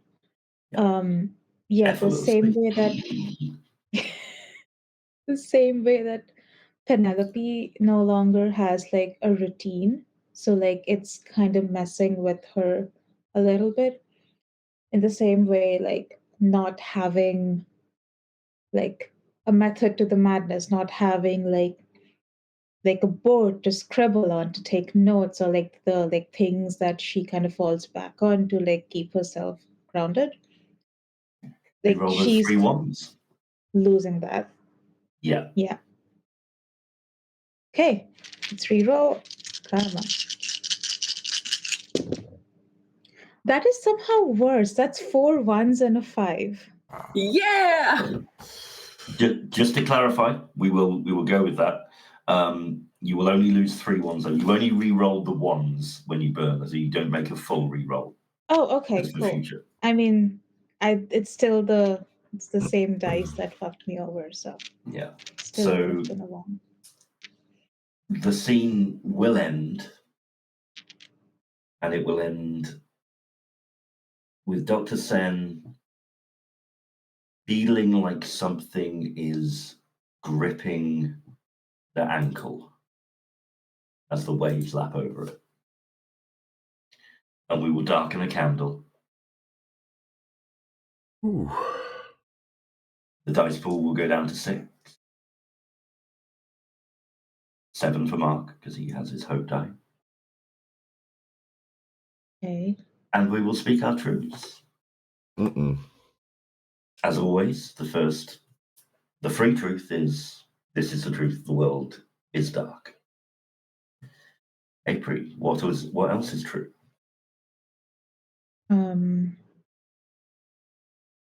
There are patches of quicksand on the beach. Oh. Lee? This is true. Dr. Sen will recognize whatever is holding her foot.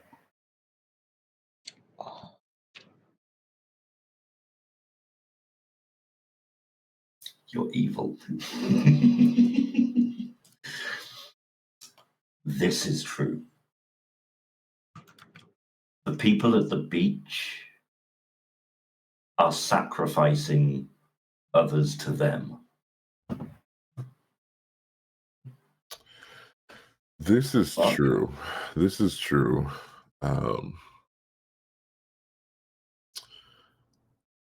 They are in the storm cloud.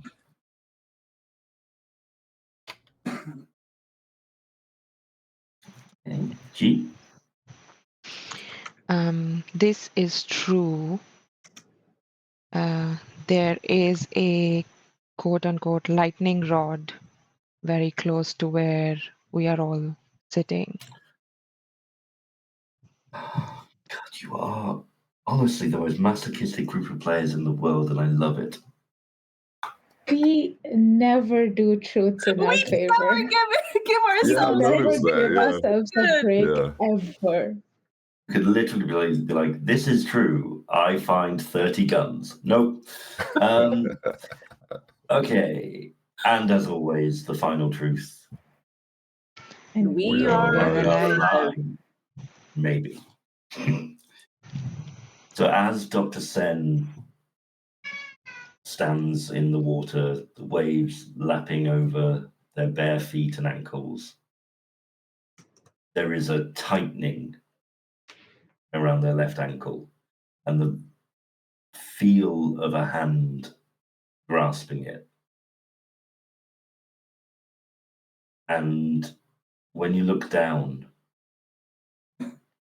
moving out of a glassy patch of sand beneath your feet that you hadn't noticed, you see the face of Simon. okay.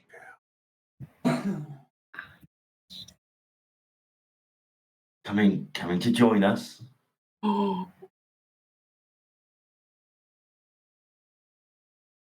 In a bit, maybe could I not have 2 minutes here by myself? And he starts to pull you towards him. I'm resisting. I would like to punch, kick, yeah, all of the things. Scratch. Make a roll to remove yourself from this precarious situation. What are we at? 6 or 7? 6, yeah.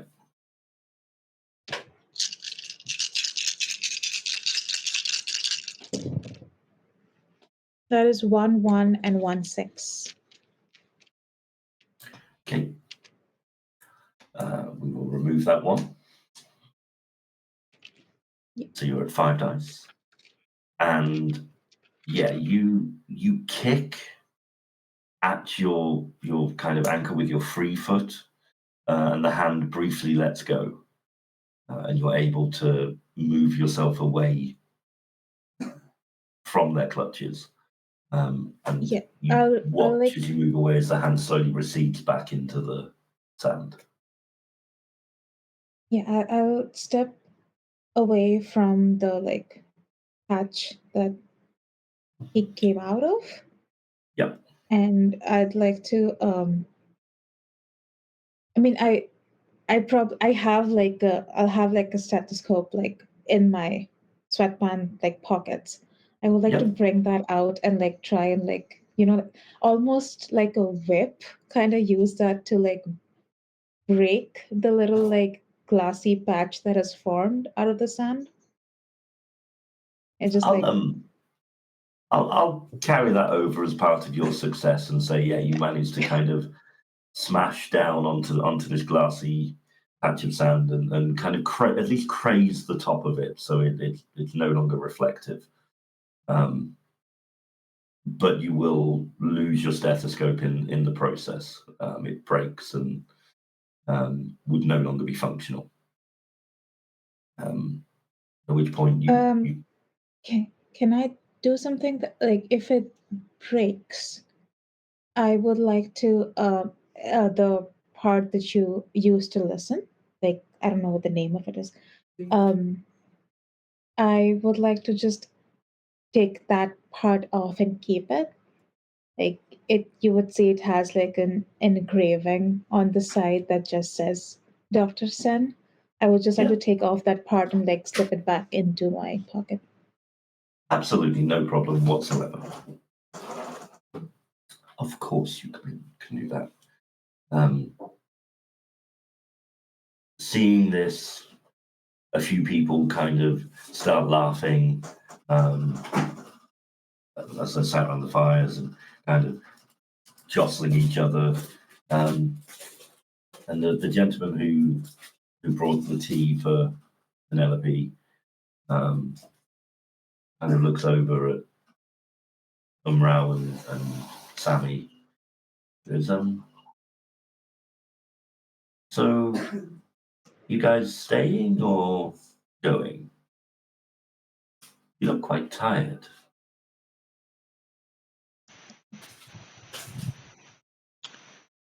Oh, we just wanted to come to the beach so Penelope could have a nice post-dinner walk, and we're going to be heading out.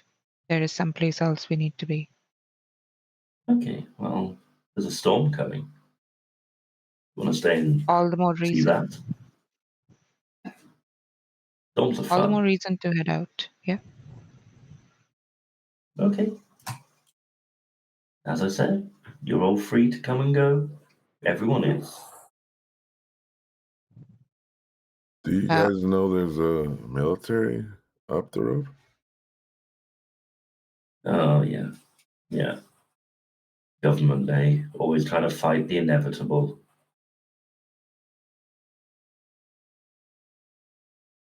Aren't No you guys point to doing it. something about it? Always doing something about it. Like fight back. Look over there. And he'll point down the beach, probably 100 yards from where Dr. Sen was standing. And there's just a girl of probably 18 or 19, just walking out into the water. And slowly the shadows move in and she disappears from view. We're keeping you all safe.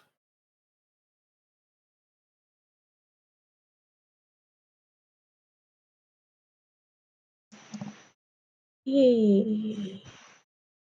no one-size-fits-all solution, is there? Umra's instincts are pinging all over the place right now. They're going to call out, Dr. Sen, I think Penelope needs to head back in, needs her nap. Let us not take up any more time. Thank you so much for your gracious hospitality. Umrao is going to reach out, grab Sammy by the t-shirt or scarf, and just gently tug him along, gently but firmly, tug him along, sort of backtracking out of there, keeping an eye, waiting for Dr. Sen to approach Penelope so we don't spook her. As you get to your feet and kind of reach to pull Sammy a little, you stumble a little bit. Your legs feel quite unsteady beneath you. Do you want to make me a roll to see if you can fight that? It's Sure. 5 dice. 5 dice, right? Okay. Mm-mm. No sixes nor ones. Okay. So, as you say you get to your feet, you grab Sammy by the t-shirt, you pull them up, and as you pull them up, your legs give way beneath you, and you both fall to the sand. Oh, And the gentleman standing over you just kind of goes, leaving without asking, though, without taking leave? That is very rude. And a candle darkens. The scene ends. And these things are true. The world is dark. What else is true, G? ChatGPT has sent Sammy an answer. Yo. Wow. Lovely. Wow. Wow. Lou. Oh my god, I don't know how to Oh follow. no, April, sorry. April. It's April next anyway. You don't have to. I got the order wrong. This is true. Oh fuck. It's about right. Yep. How else can we fuck ourselves over? You know what? This is true. There was a leak in the gas tank of the minibus that I glossed over or didn't catch. Lou? Jesus Christ. This is true. Anyone who still has their phone on them is about to get a ping at the same time.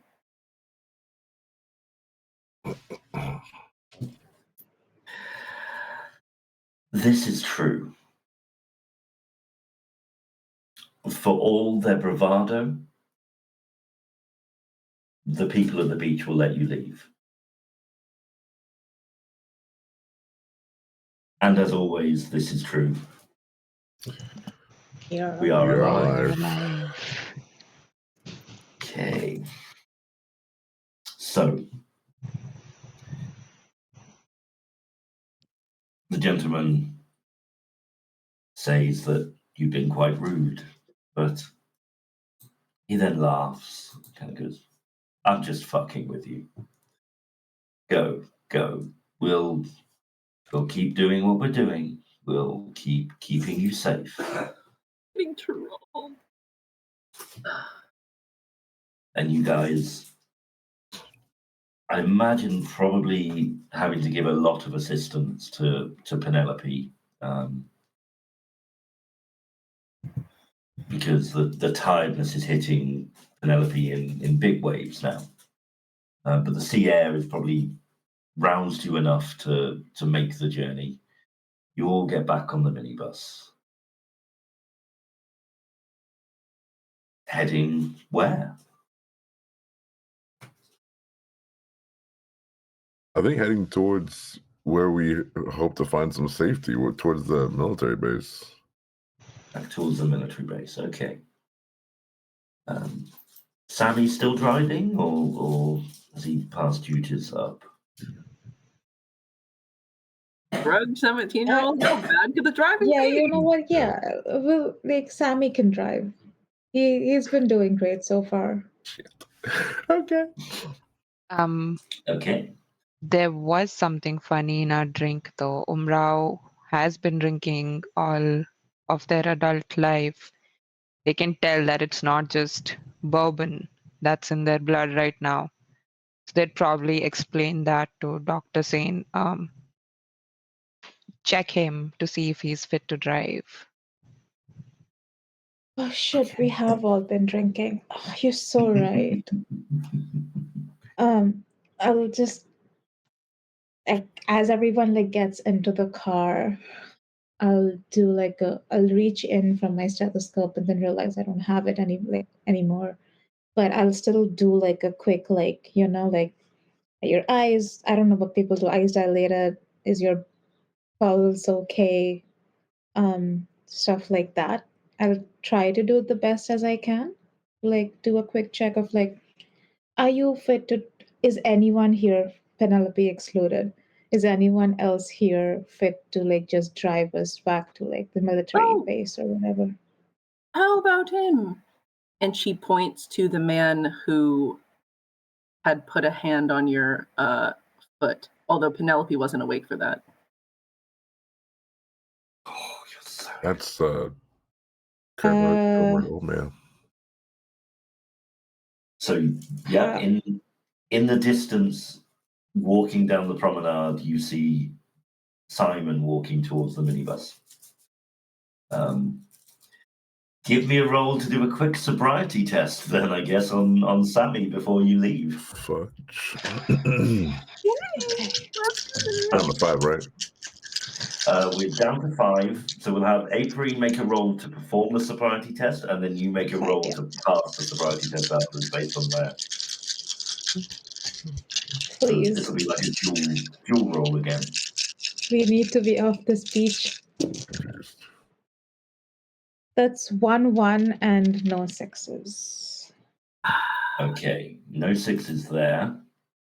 2 seconds. And okay. And then Mark, do you want to roll your 6 dice and we'll see? Also 1-1, no 6s. Okay. I feel like we always start off with like everybody's rolling like 10 6s, and then we get to a point where it's like, where the fuck are your 6s?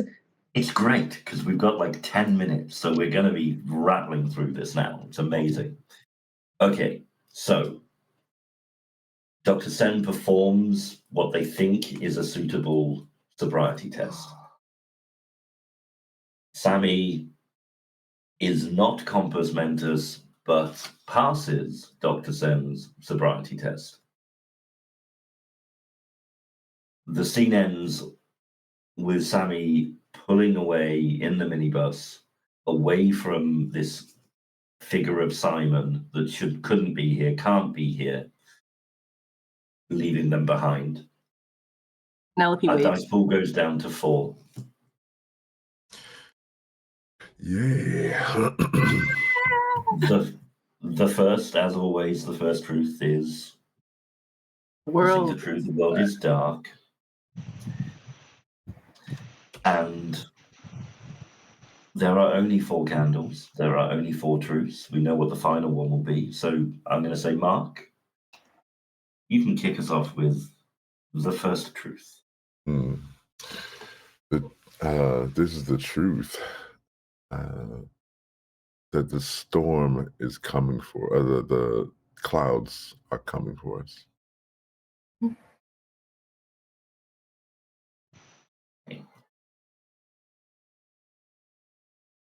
G? This is true. The road back is going to be clear. Sense. April? This is true.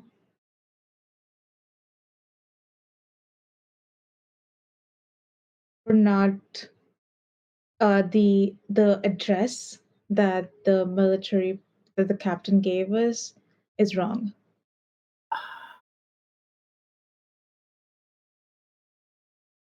And as always, this is true.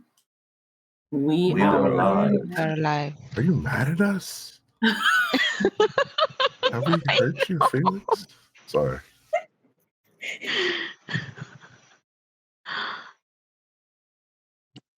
Pedal to the metal, wheeling away from this cursed beach. Sammy, a little erratically, drives. The beach, the revelers, Simon in the distance. But the one thing not in the distance are the storm clouds. They seem to be encroaching now, getting lower and lower, almost like they're chasing you. You drive for about 30 minutes, get back on the freeway before the engine of the vehicle starts to sputter. Yep. And you look, and the fuel gauge is on empty. And it gradually grinds to a halt.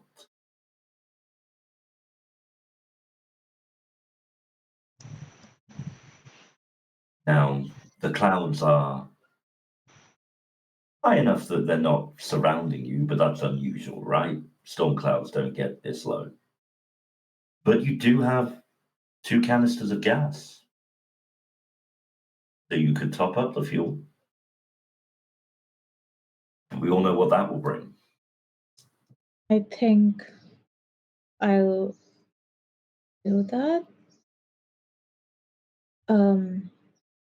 I'll grab like the canisters and you do have to step out to put the gas in the car. I do know that. I'll step out, stay as close to the car as I can, and just get the gas in. Well, just tip the gas in. It's as simple as that, isn't it? Nothing bad could possibly come from that. Okay. That is 2 6s, no 1s. Okay, cool. Yep, you pour this gas in. Not a problem. You hop back into the minibus. Sammy starts the engine. Everything seems to be working fine. Continue on your journey, getting closer and closer and closer to your destination. The clouds still behind you, but still a little distance off. Lightning striking a couple of places around. But it's just a storm, right? And you pull up at the address given and just see nothing. A deserted military base. You've exhausted the little bit of fuel that got you here. What would you like to do? Honestly, I think at this point Dr. Sun is just gonna like lean back in like the car seat, put her legs up on the dash, and like just if they had a cigarette, they would be smoking right now. They just like it's just yeah, that about tracks kind of a vibe. All right. Put some music out. I can put on a song. I try to put in the same CD again. You hear a little like tune of oldies come on, and Penelope will start tapping her foot and she'll sing along, and eventually halfway through she'll start to go even the bad times are good as soon as I get to you, baby. Just got to hold me when even the bad times are good. Do, do, do, do. And I feel like if you're playing music loud enough for a very old person to hear, it's probably pretty loud. It's however you want to interpret it, cheerful or not, it's happening in the middle of this deserted military base, and an old woman, hardly in control of her faculties and remembering where she is, she's singing along cheerfully and she's holding your hand. And as this scene plays out, the clouds start to get closer and closer. And the battery in the minibus slows and dies, and the music cuts out and the lights flicker off. And as you all sit there in the dark, not knowing what comes next, there's a knock on the window repeatedly. And then a hand reaches in and opens the door.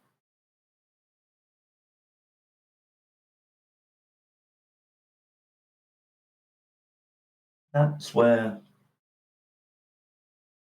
our scene ends and our adventure ends as they come for you all.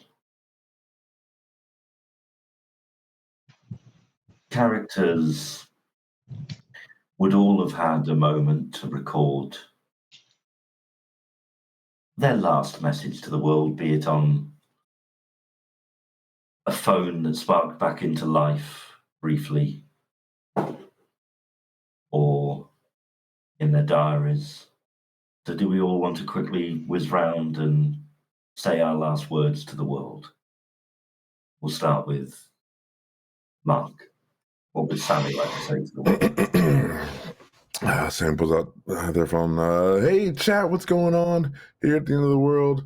Just want to say how much I love you guys, and you've always been supportive of me. And yeah, go check out _gamergirl, gamergoddess _ for her content. I know she's going to be putting a lot of stuff together, probably at the Army base. Just want to say that, you know, it's been real, it's been good, but anime never dies. Like and subscribe. Love it. Nice. Gee, what does Umral? What's their final journalistic message? I'm sure. Quite contrary, Umrao's last message to anybody outside of the scene was a text that they sent out to their wife, and much to their regret, in this final moment, it read, "Good riddance." Oh, I love it. April.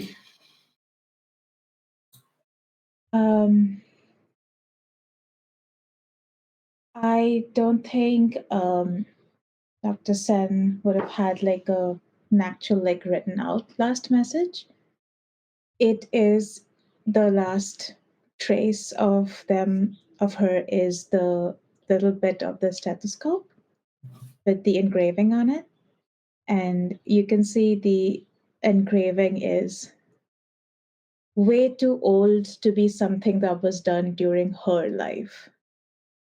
The stethoscope itself is very old, and the engraving is very old, almost as if it was something that a parent or a grandparent would have had. Beautiful. Love it. Bring the tears. Come on. Fluffy. So it's actually been a while since Penelope has had enough faculties to compose like a proper message.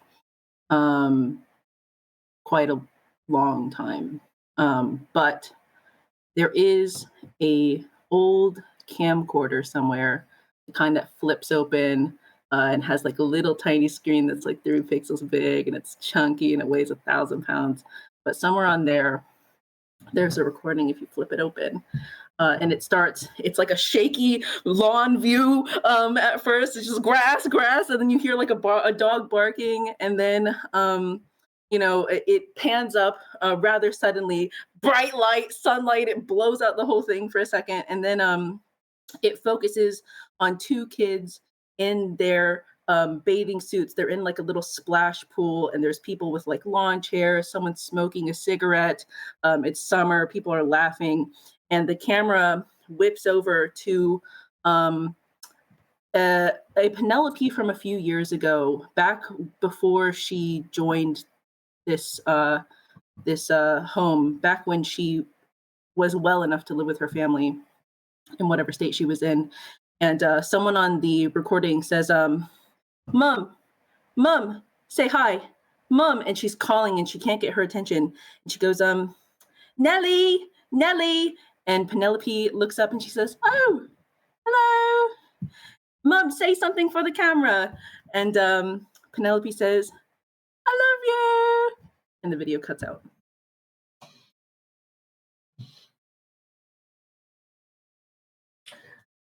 And there's one final message sent out to the world. And it's just to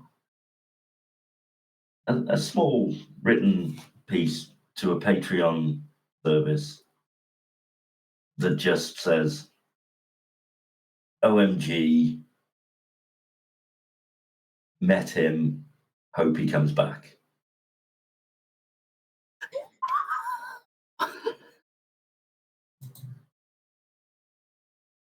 gosh. And there we have it. A rush through to the end finale, just because it's the nature of this game. You can never tell how the dice are going to roll, and sometimes, in order to fit everything in, we just had to darken a few candles. But we all told a story, and I hope you enjoyed it. I hope you enjoyed it, and I hope you come back for the next few episodes. I have been your Harbinger Mike. You can find me at Run Like Craig on Blue Sky, at Run Like Craig 1979 on Instagram because I'm old. And our lovely players will tell you where you can find them, and then we'll all say goodbye. We'll go in table order as always. Mark? Hey, I'm Mark J. It's been a pleasure to be here, being this fun character, all these fun, amazing also players. Sorry, I'm hungry for lunch. My brain's like, what? You got words now? Yeah, check out my podcast, None Show with Mark J. I interview people of color in the space, in the TTRPG space, about their experiences. And also check out our Pochromatic Unlimited. We do really cool things on our channel, all BIPOC space as well. Yeah, thank you. Thanks for having me. Amazing. Thank you, Mark. G? Hi, I'm G. You can find me on Instagram as Gorikawa, or you can also connect with us via our D&D IRL community, Pan India. We're called A Roll of Dice. And thank you so much for having me on the table. Always a pleasure. Until next time. April? Hi, I'm April, they, she pronouns. I am Smarticot everywhere, mostly everywhere on the internet. I make games sometimes on there as well as with illicit peanuts. Yeah. Fuck you, though. And our tormentor in chief, Liu. Hey, what's good? My name is Liu. I use she, her pronouns when I'm not approximating terrible British accents. You can find me around on Euphoria. I will shout out nothing except for platonic friendship today because that's how your girl is getting by. Hey. Cool.